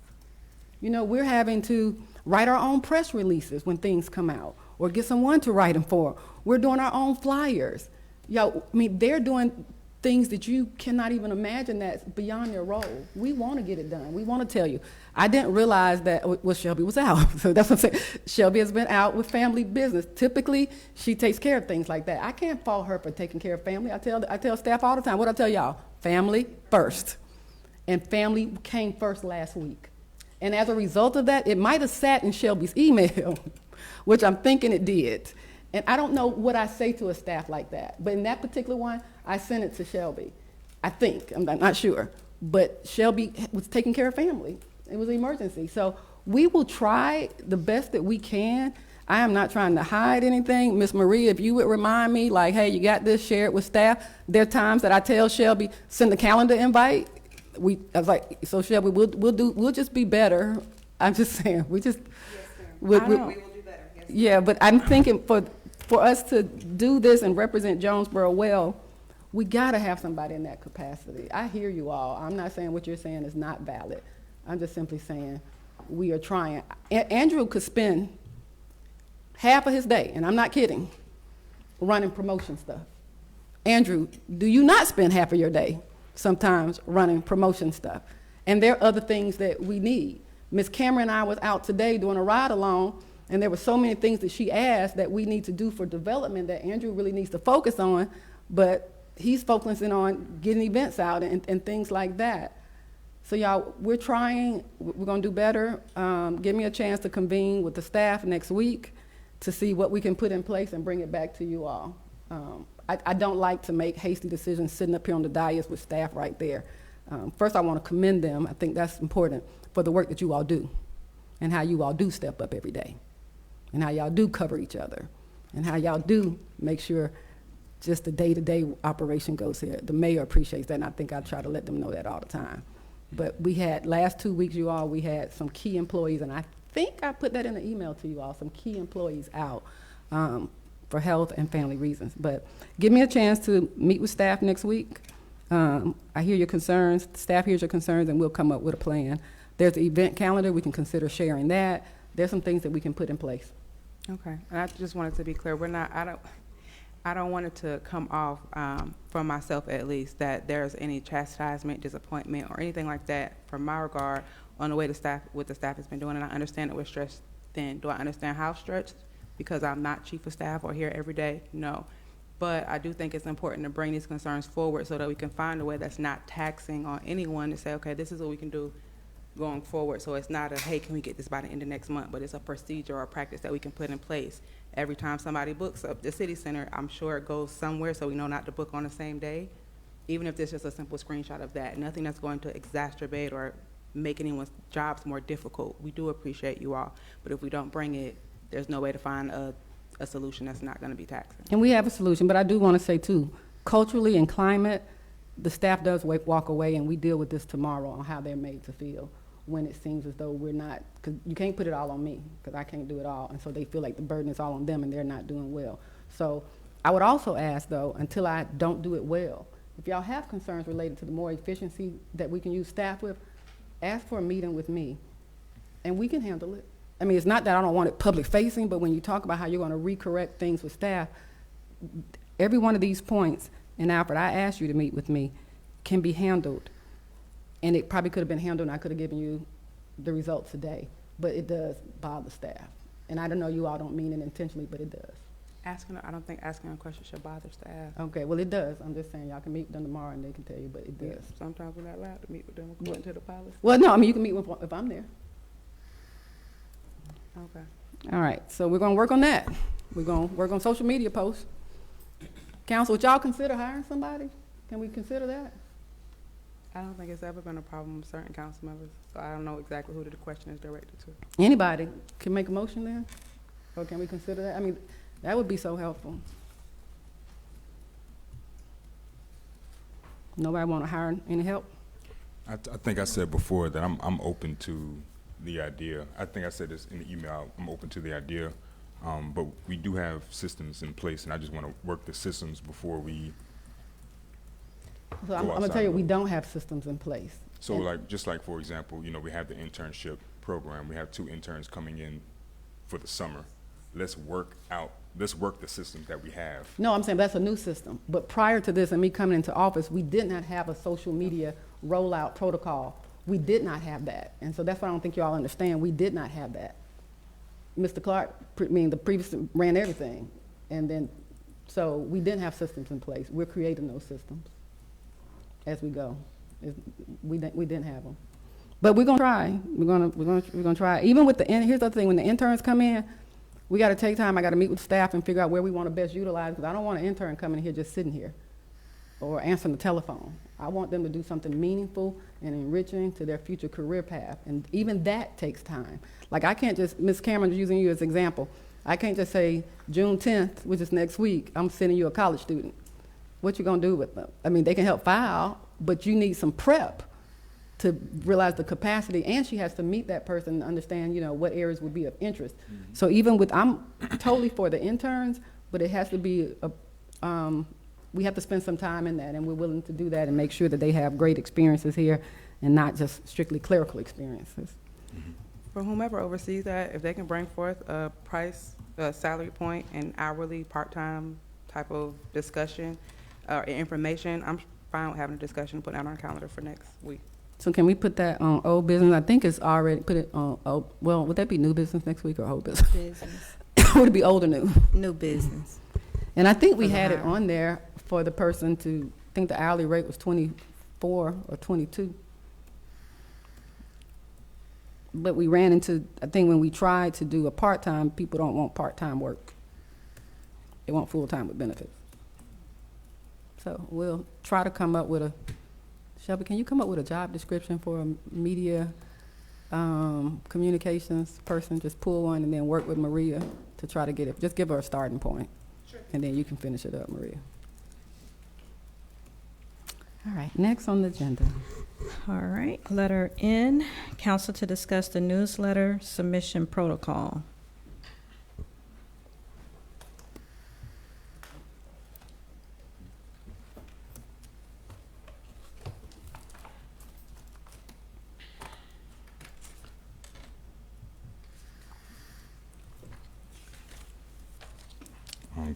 Yes, Mayor and Council, we have the One Jonesboro newsletter submission form in your packet books.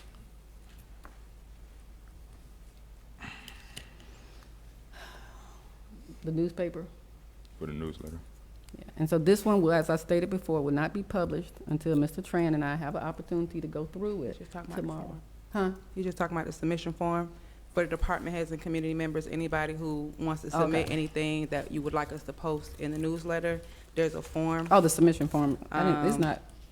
It's in the very back of the Oh, it's book. stuck on my page. That has the word maximum, dates, any photos and things like that that are attached in the email that you can submit it to. If you'd like anything, put in a newsletter.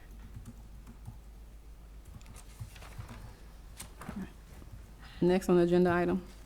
Letter O, council to discuss reestablishing the Jonesboro Beautification Commission. That would be up under the purview of Mrs. Cameron. I don't think we've had a time to discuss that yet. Would you all, I would ask council that you give me some time to discuss the beautification with her. Today was our first time, even since she's been full-time, to do a ride around together. She came in, hitting the ground and catching up on some things. So if you would, I don't even want to say by next week because your week is full this week, but. We can discuss it next week. Okay, we'll try to get a discussion for you all. Okay. Anything else on that one? Is that good? Yeah, Okay. next week. I added the clock. Discussion regarding, Oh, I'm is it sorry. flock or clock? Clock, I'm sorry. Letter P.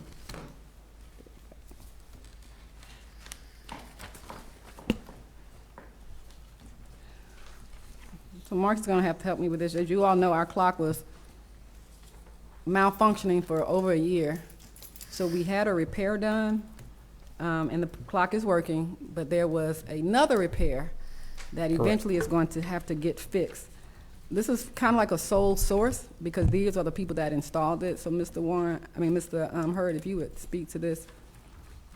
Yes, well, good evening, Mayor Council.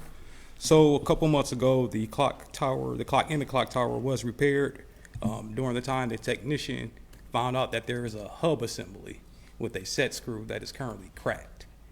Right now, clock is functioning perfectly, but the only issue is if that crack breaks, there are wires that control the lights to the hands. I think on the south side facing clock, it would get wrapped in there and just rip out the lights. So he could not replace it at the time because this is not a part that's just readily available sitting on. It's a special order part. So since the repair, he has finally reached back out to me with the cost, and it's $4,658. Some of that cost is the lift to get up to the clock tower.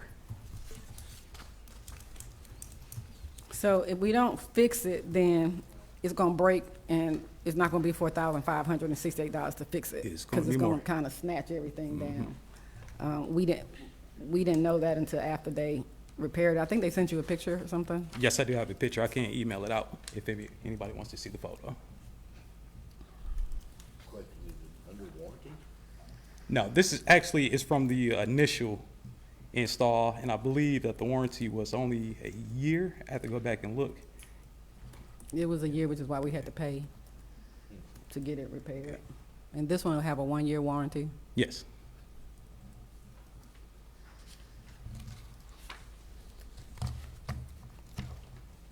Yes. We have to repair the clock tower, so I would say that we move this to the consent agenda. We'll move it to the consent agenda, and Candace and I will have a line item that it'll come from next week, after your approval. Thank you, council. Have one. Go ahead. When it is the piece that needs to be replaced, is it of a better quality than what originally was on there? I can reach out to the technician to get more information on the actual piece itself. I mean, I think we need to do it. Yes, Chair.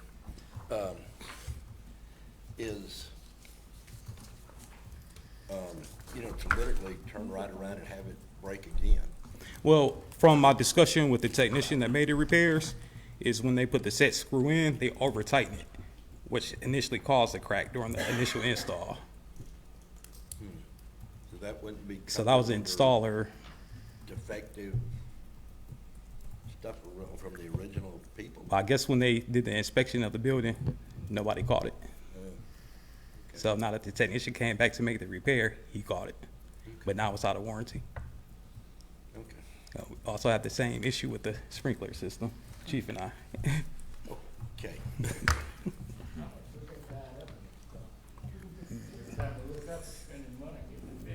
The first repair was how much? 8? Was it more than 8? Yes, around 8, a little over 8. I know with the original that was up there, it was a pulsating clock, where it's constantly pulsating. Now it's geared, kind of like the courthouse across the street. And it's actually the same gentleman that maintains that clock. Said they haven't had any issues with the geared clock in about over 20-something years. So, Thank you. Council, you okay moving this to the consent agenda? Okay. Thank you. Marcus, move forward with it, and then we'll be able to get the deposit after next week.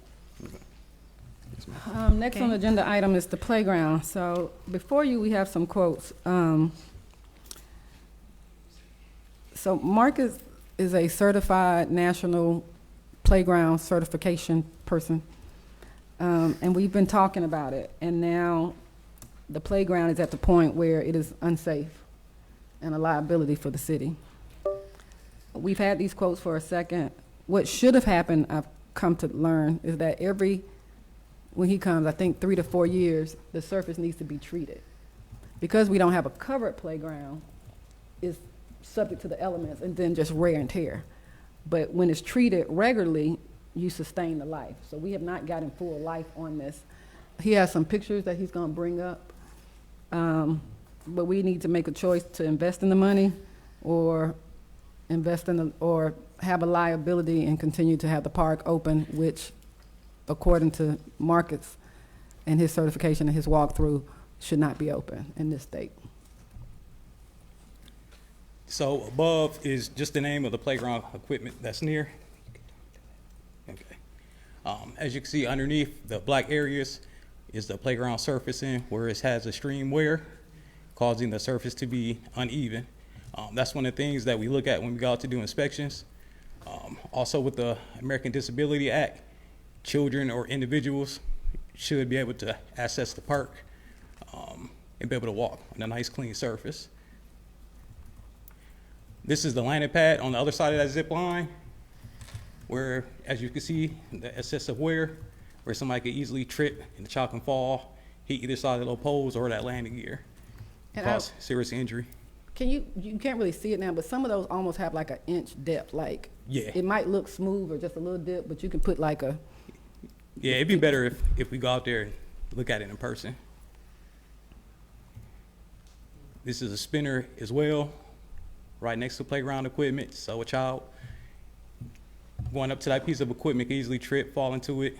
I don't want to get too graphic on the injuries, but essentially the surfacing is supposed to be a protective surface that protects a child or anybody on that surface from injury. It doesn't, trying to find the right term here, it doesn't say that injury won't occur, but it lessens it. When they put in these surfacing, what they do is it's called a fall height test, where they pick the highest point of a playground equipment where a child can fall, and then it's called the impact attenuum, where it absorbs that. So with this, what that does, it's not serving its full purpose as intended when it was installed. Also, this is under the disc as well, where the surfacings are starting to come up, where a child can easily trip into that. Underneath the spinner as well. I think this is the worst part. Yeah, these are the swings. Now this playground is actually designed for children that is 5 to 12 years old. One of the issues that can contribute to this is, I think, it's older teenagers that's getting on these swings and causing that damage as well. It's kind of like potholes. When you look at it, it literally looks like a pothole because the substance up under the third level is gravel. So now we're starting to have loose gravel and spots. If you see over here, like all the way that line going from the back of it across, that's gotten all the way down to like would you say the third level? Yes, the aggregate that's underneath the surfacing. You'll be able to see it. This is around the spinner as well.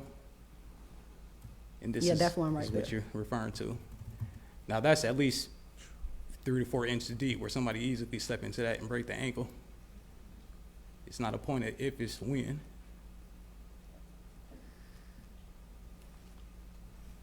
Also, underneath the seesaw there as well, there's also a dome as well that children could crawl under. Another thing that we have to consider when you look at these areas is the chemicals that's used when they make this surfacing.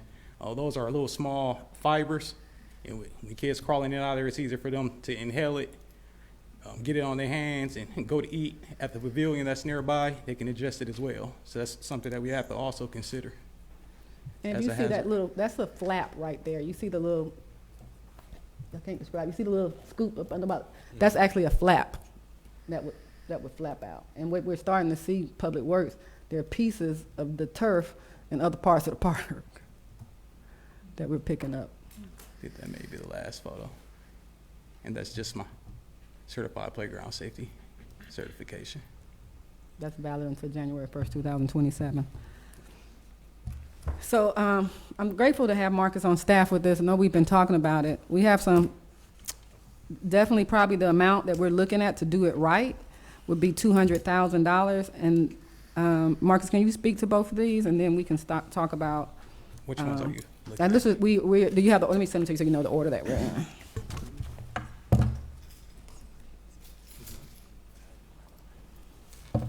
And that's the order that we have them. Okay. So there are multiple quotes here from different companies. The first one I'm looking at is Playground Creations. That is the poured in place. That's a full tear out of the aggregate that you've seen, like the stone work, where they would redo that and do a total overhaul. $125. $200,000. The other one is what this is a turf grass, more of at the city greens instead of doing the surface that we're seeing in the photos. where we will be totally ripped out, padded, and artificial turf will be placed over it. The biggest difference between the poured in place and the turf is it will be less maintenance with the turf grass. Essentially, all you have to do is blow it, pick up trash, and every now and then you would have to get a mechanical broom to make sure the fibers stay standing up. One of the issues with the poured in place is that over time, the UV sun rays eventually breaks it down. So you may get 10, 15 years out of it, which the turf, it can last a pretty long time. And while he's on, if you want to see the turf, if you go by Arnold Park. He and I went over there to look at the turf today. They have a beautiful green turf. You know what Arnold Park is? Like by Andrews Chapel. They've just installed the park and they have that turf, so you can go look at it. The third one from Playground Creations is also the turf. Only difference is that we'll be patching up the damaged portions that we've seen in the photo, and it will be laying the turf on top of that. It won't be a total tear up with that one. I actually would go with Playground Creations. Mayor and I kind of spoke with this briefly. The reason why I would choose Playground Creations, because the actual playground itself was installed by Playground Creations, versus the poured in place was installed by a third-party company. Currently, we have 3 parks within the city limits, Lee Street Park, Battleground, and Massengale. Each park has a different vendor. So I'm dealing with different vendors at each park. So it'd be kind of helpful, not only for me or 10, 15, 20 years down the line, for someone to deal with only one vendor for everything in that park playground related. Next one is Pro Playgrounds. It's pretty much the same quotes. The first one I'm looking at is a total rip out of the poured in place, reinstalled. I think these 2 pages go together and the total is Yes. 208. Yes. The first 2 pages go together. I was That's like, correct. $11,000, let's get that one. So that's page 1 and page 2.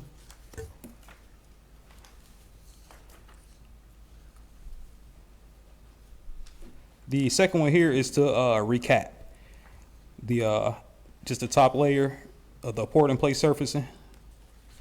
That's the one for $77,999.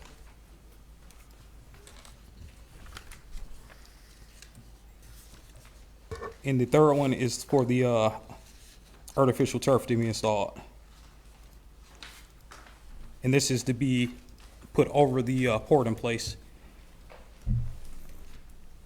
$75,999. Does that include, okay. Ma'am? It says play sand. What is that for? What do you sand for? That's like what they put in between the. Yeah, it's kind of like a base. Okay. Yes. Then Dino safety surfacing. I'm still working on them to get another quote from them, but the first one is the artificial turf. It says 50T. What is a different color? If you look at the second one, it's artificial turf 69TS. Both of those are for artificial turf, but just different grades of the turf. And these would be for total rip out. And the last one is just for to replace the poured in place.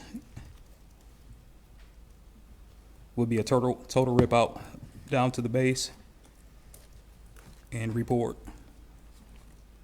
Mike, what's your recommendation as far as, like, if you had to redo this and the money wasn't an issue, what would you tell us to do? I honestly we recommend. thought about 3 different options, so I don't know what we Yeah. made. Honestly, would recommend turf grass. I'm looking at, like I said, once again, as I stated earlier, Playground Creations. I think installing it over the existing turf with just patching it up, that should be pretty good.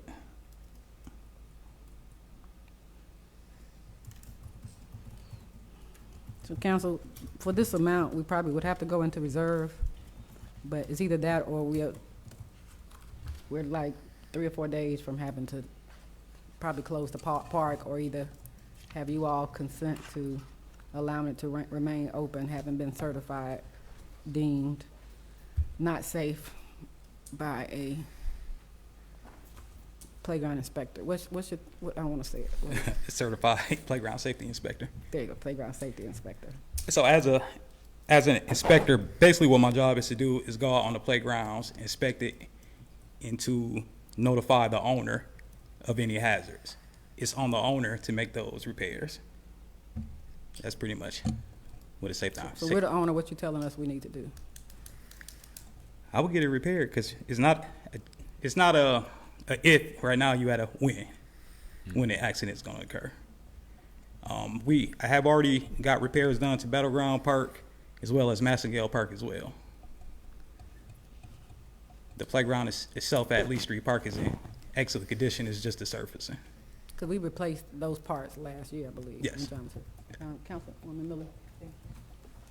Okay, so Playground Creations gave us a couple of different quotes, and you said your recommendation would be the turf grass and putting the turf grass on top of what we already have? Yes, they would just patch up the damaged areas that you've seen and put the artificial turf. Okay, so that would be the quote for $126,000, not the $200,000? I think it was 96. I think it's 126. 96 was, no, I'm sorry, 126 was a full tear out with turf replacement. That's correct. And then 96 is with patching and putting turf on top.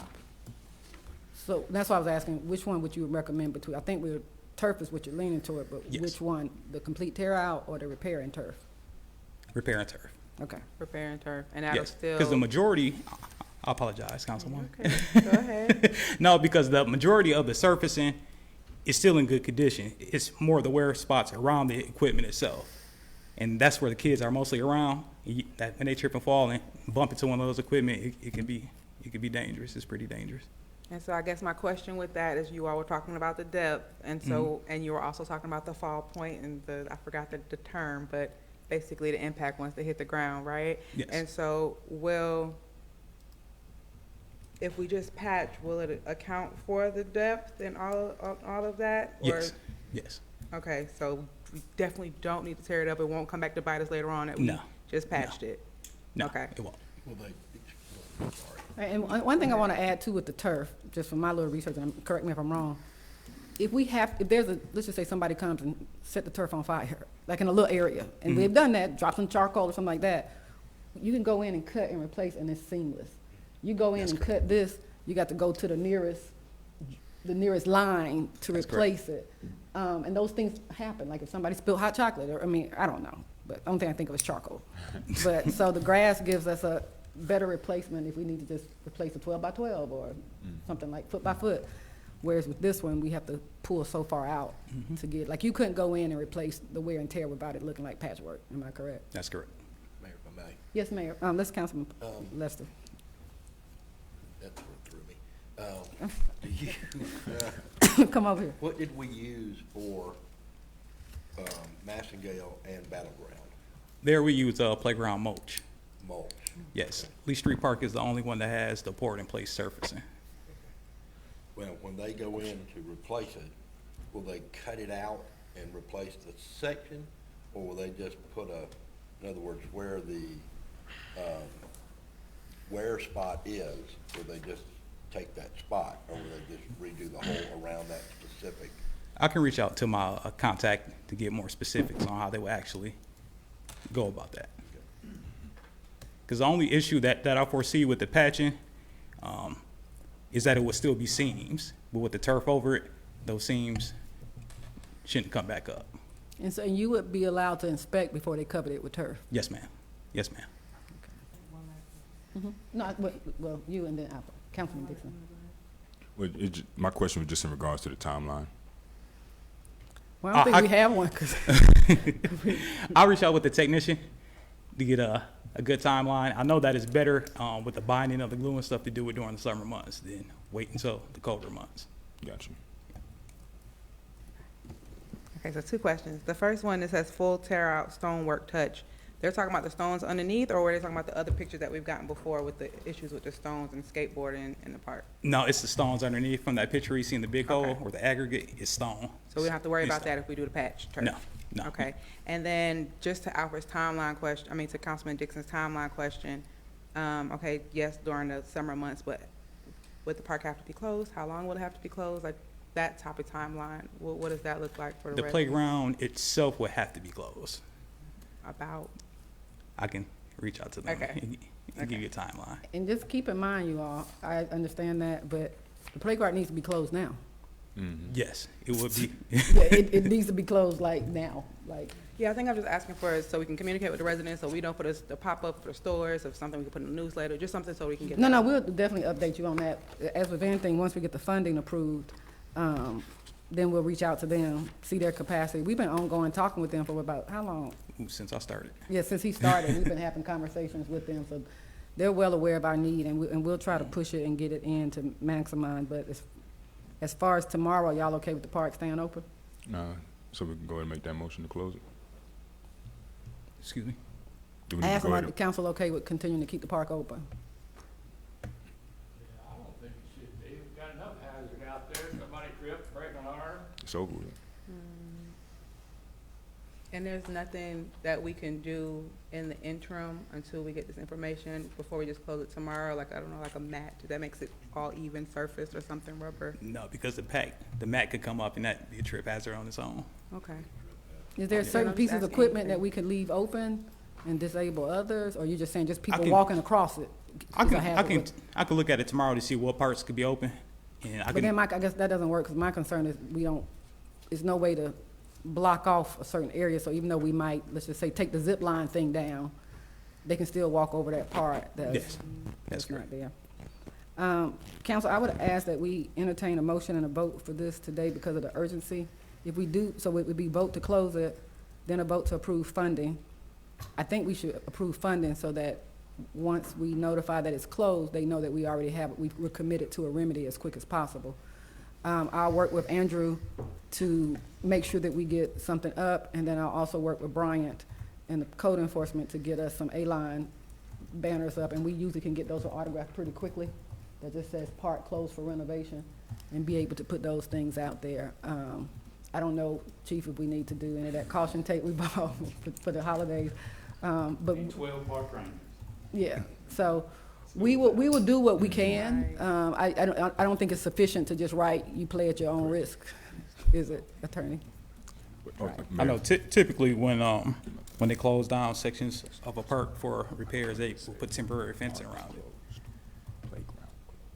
But that can get pretty. No, not if we do the netting fence, that would probably, I would want that around it even for the repair, Okay. like 4 feet out from it, you know, so it doesn't, but you know, I'm talking about the little, yeah, that goes up a certain amount. We could allocate some funding for that up to a certain amount and get that, because I'm sure even with them working on it, we want to have that done. Yes, ma'am. So council, if just to Mayor. recollect, yes, I'm sorry. I just want to make sure we're all on the same page. We're looking at the 126 or the 96. I keep forgetting. Just one second. The 96. Okay, perfect. We're ready. You said a possibility of teenagers out there. Yes. After it closes, does it close, or is there anything that we can do to minimize those individuals from playing on there? We need to create some I'm- more I'm- They're outlets. the ones that are tearing it up. Park rangers. Well, we can't put it all on them because, yeah. I mean, not all of them, but there are times when we go there and there's 5 teenagers on the swing that was broken. I've said something to them when the officers walk through, and they pretty much oblige, you know. I feel like if we're gonna do this, then we do need to invest also in the signage, and that's what we've talked about as well. I mean, I'm not talking about a big glaring sign, but the signs have faded over time, and I think that we could have posted them in different areas to help, because I've had parents say, well, I didn't see a sign, and then I'm like, well, I can't really see it either. Yeah, because I think currently there is only one sign out there that states the playground is designed for And the 5 and playground 12-year-olds. And we could work with the Playground Creations to create larger signs that go with the aesthetic Yes. of the thing. I want to thank Marcus for working on this for the length of time. So we have $96,000. I would ask for council to entertain a motion to approve the $96,000 with an additional $2,000, subject to subsequent council approval next week. I just want to be able to move forward to get those fencing in as quick as possible. I have no idea what fencing costs, and I don't think it'll cost over $20,000 because I know how much barricades cost. We could barricade it for $20,000, so we're talking about something much less. What you think, Chief? And the 20,000 would include, and we can come back to you all for pricing and approval for signage, because that's a little further down the road. Any suggestions, Chief? Yeah, I'm sorry. Was that a so made or question? Yes, I'm sorry. You want to go ahead and get the second? There's a motion to approve $96,000 plus up to additional $20,000 to close off the park. There's a motion on the floor. Second. All right, any discussion? Yes, last Councilman Miller. question. Since we're already about to find a way to creatively pay for this, are there anything, or is there anything else that we foresee breaking down, or that could be a hazard that we can just go ahead and try to lump some into this? Like that you know off the top of your head, like I wouldn't give this another teenager before it breaks down, like. And that's for all the parks, Marcus, so be. Okay, Let me get back to you all talking on that about one, street, because but I don't okay. want to say yes or no. Then next week I come back and say, oh, I found. Well, I guess I'm just asking, since you said Playground Creations created this park, and Yes. so I don't know, you know, sometimes you can work with vendors and they'll bundle deal or anything like that. So if we know that this swing is prone to breaking, or we know this is the zip line handle breaks often, I just don't know if there's anything that we can just kind of already have all together when we're going to talk to them. If we're about to give them a bunch of money, we might as well get everything we need. Yeah, those that you just mentioned are in pretty good shape. We actually just replaced the zip line in both of the swings. Oh yeah, just examples. Yes. I don't know what else might be broken is what I'm saying. Anything that might. We'll go around and look and see. Yeah, we'll go 'cause around. now that you're thinking about it, I'm thinking about that seesaw. The seesaw was repaired as well. It's been repaired, okay. Yes, ma'am. The seesaw was a little shaky too. Okay. So everything, so just go check tomorrow. But I think he checked all the equipment on that. I can get you a list of everything that was recently repaired at that park. Okay, yeah. Playground wise. But I thought the seesaw was, Well, I'm fine with the 96 and the buffer. yes. And I'm fine with that too. I think I know we will talk about signage on down the road, but as we talked about, I think we said park closed. Can we specify and say playground closed instead Yeah, of no, I'm park? sorry. Yeah, we will. Playground closed for renovation. Yeah. And we will work on it on our end to make sure we get that sign out. There's a motion on the floor. It's been appropriately second. Any further discussion? All in favor? Aye. Any opposition? Thank you so much, council. We really appreciate this. I entertain a motion for temporary have- closure of. We No? have one more item. One more item? Oh, no, can I add one to this one, because it's Oh, still with the okay. park? I'll entertain a motion for temporary closure of Lee Street Playground for the purposes of renovation. Motion made. Second. Any discussion? All in favor? Council, we just gonna have to pray, because I don't wanna close it until we have the barricades up, but we'll try to get on that as quick as possible. I'll get a measurement and talk to CNC tomorrow. Okay, because it doesn't make sense to close, and we gotta get signage, so y'all just say some prayers, everybody remain safe. Well, can I, since we're still talking about this? Yes. Attorney Dreyer, since we're gonna put it's closed for renovation, even if, we don't have said barricades up in time, we have the signage up, so if, God forbid, a teenager or any other child or anybody decides to go and they hurt themselves, since we have the signage there asking them to stay out, are we still fine? Just to Mayor? clarify, the sign doesn't say stay out, the sign just says Yeah. rules of engagement on playground. Does it need to say stay out for renovations?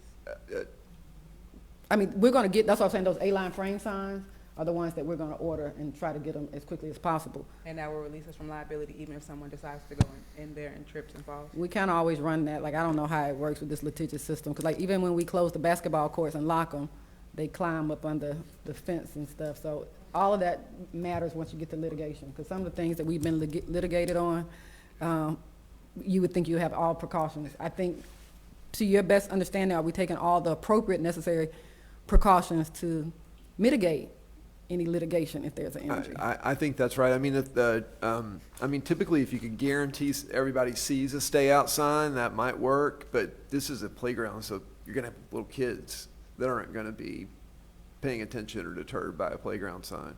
So the more we can close it off and repair it, faster the better. And we're gonna all try on to get notice that of the risk. done like ASAP, because everybody listen to it, I don't want anybody to go fall tomorrow. Okay. Well, we got yellow caution tape, y'all wanna go yellow caution it? We bought some of that for something else. Well, no, it don't say crime scene. No, it says caution, I made sure. All right, there's a motion on the floor, been appropriately second, all in favor? Aye. Any opposition? All right, thank you, council. The last thing, council, I have before you, we have looked at, I don't know, Maria, how many finance directors? 20? And, y'all, we're just not getting qualified applicants. We're not. Maria screens them based on minimum requirements as outlined in the job description, previous municipal experience, certain certifications, and they're eliminated right off the bat. Do we talk about the Plant Moran here? So Plant Moran, when I had my interview with them, which was really helpful, she suggested that they have a transitional service that I sent to you, and so I met with him.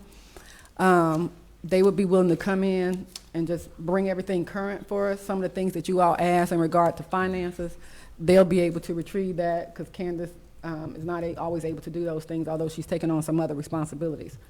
I provided the email for you. We didn't talk until Friday, so that's why we don't have an official contract. Is that something you all would like me to continue to consider and get an official invoice based on the information that's provided in the email? Yes. No, I sent the email. No, we printed it. I'm sorry. Y'all. Sorry. That's the same one that say FYI. Has anybody checked the email lately? I checked it lately. I thought I sent it and said FYI. Let me check. No, I didn't see this one. But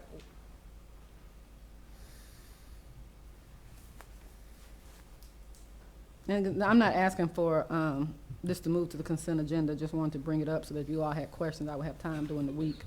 I would have time during the week to get it. can I say something? Yes. I don't know if y'all had your interviews with Plant Moran yet, but I spoke with one of the representatives today, and he spoke to me. He brought up these same services, and basically the way he presented it to me was that they clean up our books, but the benefit to that is he explained that auditors tend to feel that their level of risk is higher, and when they feel like their level of risk is higher, they are hesitant to take us on as clients, which may have something to do with the last person leaving just because of the turnover that we've had. And so they say when you have someone like Plant Moran come in and clean up your books and put that stamp of approval that says, hey, yes, we've gotten them up to snuff, everything is correct, and it allows other auditors to feel safe with representing us because they know that their level of risk is now lowered because someone has cleaned up our books. So that's how it was explained to me, and when he explained it that way, it did seem like something that we should think about. I'm on board with it. I will say that he did say it was a hefty price tag. I'm just seeing actual numbers here, though, so I'll look more into that. But I just want us to be prepared for that as well, but I think it's worth it so that other auditing services will feel comfortable representing us or taking us on. And what he suggested that they also do interim, but bringing in, let's just say we had the most qualified person and we hired them. Bringing them into where we are now would be really discouraging, and so a lot of times they get things right to bring somebody in. We're going to engage someone else, I'll bring that up to you probably next month, in regard to the millage rate, so they would not handle the millage rate, and we could get the millage rate handled for much less than this by somebody local. This is all remote, so I'll put that there. You all seem to trust Plant Moran based on their process through. At first I thought they were upselling, but then I'm like, we don't have no choice, so. Council, is there any additional information I can get before I tell them to move forward with just an invoice for me to bring back next week for council to consider? But I want to make sure, is there anything else that you all feel like needs to be stipulated and included so that we could have a really nice invoice for you all to review on next week? And you can send me the email. So if you go home and read this and decide that, hey, we want to include these terms or something like that, copy myself and Attorney Dreyer. And for now, if we would contact, I'll get Mrs. Attorney Gubani's information and loop her in case you're not here. We need to get that. Great, thank you. Yeah. I also asked if they could do these things at the same time, and they do everything in-house, and they said that the forensic audit looks at historical data, and so it wouldn't be a problem for them to run these two things concurrently. So while they're doing our forensic audit, because that's just looking at things that have already occurred, they can go ahead and start cleaning up our books so that we're not on any no-no lists going forward. And I want to be clear, these are two separate entities up under the same branch. So so it's not like we got the forensic people cleaning up our books for us. So I was concerned about that, but they assured me that they're two different subsidiaries. The other thing that I asked also in regard to this, tried to ask how long it would take. We described for them what has happened in the past, and why we're at this standstill, because we're trying to get back with Tyler for something that was messed up, and they were familiar with the problem and the correction in the particular account that we're concerned about, which is pooled cash. So counsel, I will email him tomorrow to tell him to put this in some type of contractual agreement for legal counsel to review, and if you all have anything that you need or that you want me to consider in that contract, let me know. Anybody think of anything now? All right, so we'll add that to old business. Is it executive session time? No, I don't lost my agenda. Madam Clerk, what's next?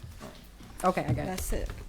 Finance, whatever. No old business. No. I'll entertain a motion to go into executive session for the purposes of personnel. And Mayor, and for the record, I no longer need to go into executive session, so if someone else needed to go into executive session, Anybody need or if we executive didn't, we session? can go ahead and give it to Billy. Okay, great. I'll entertain a motion to adjourn. Motion to adjourn. Second. Any discussion? All in favor? Thank you so much, council.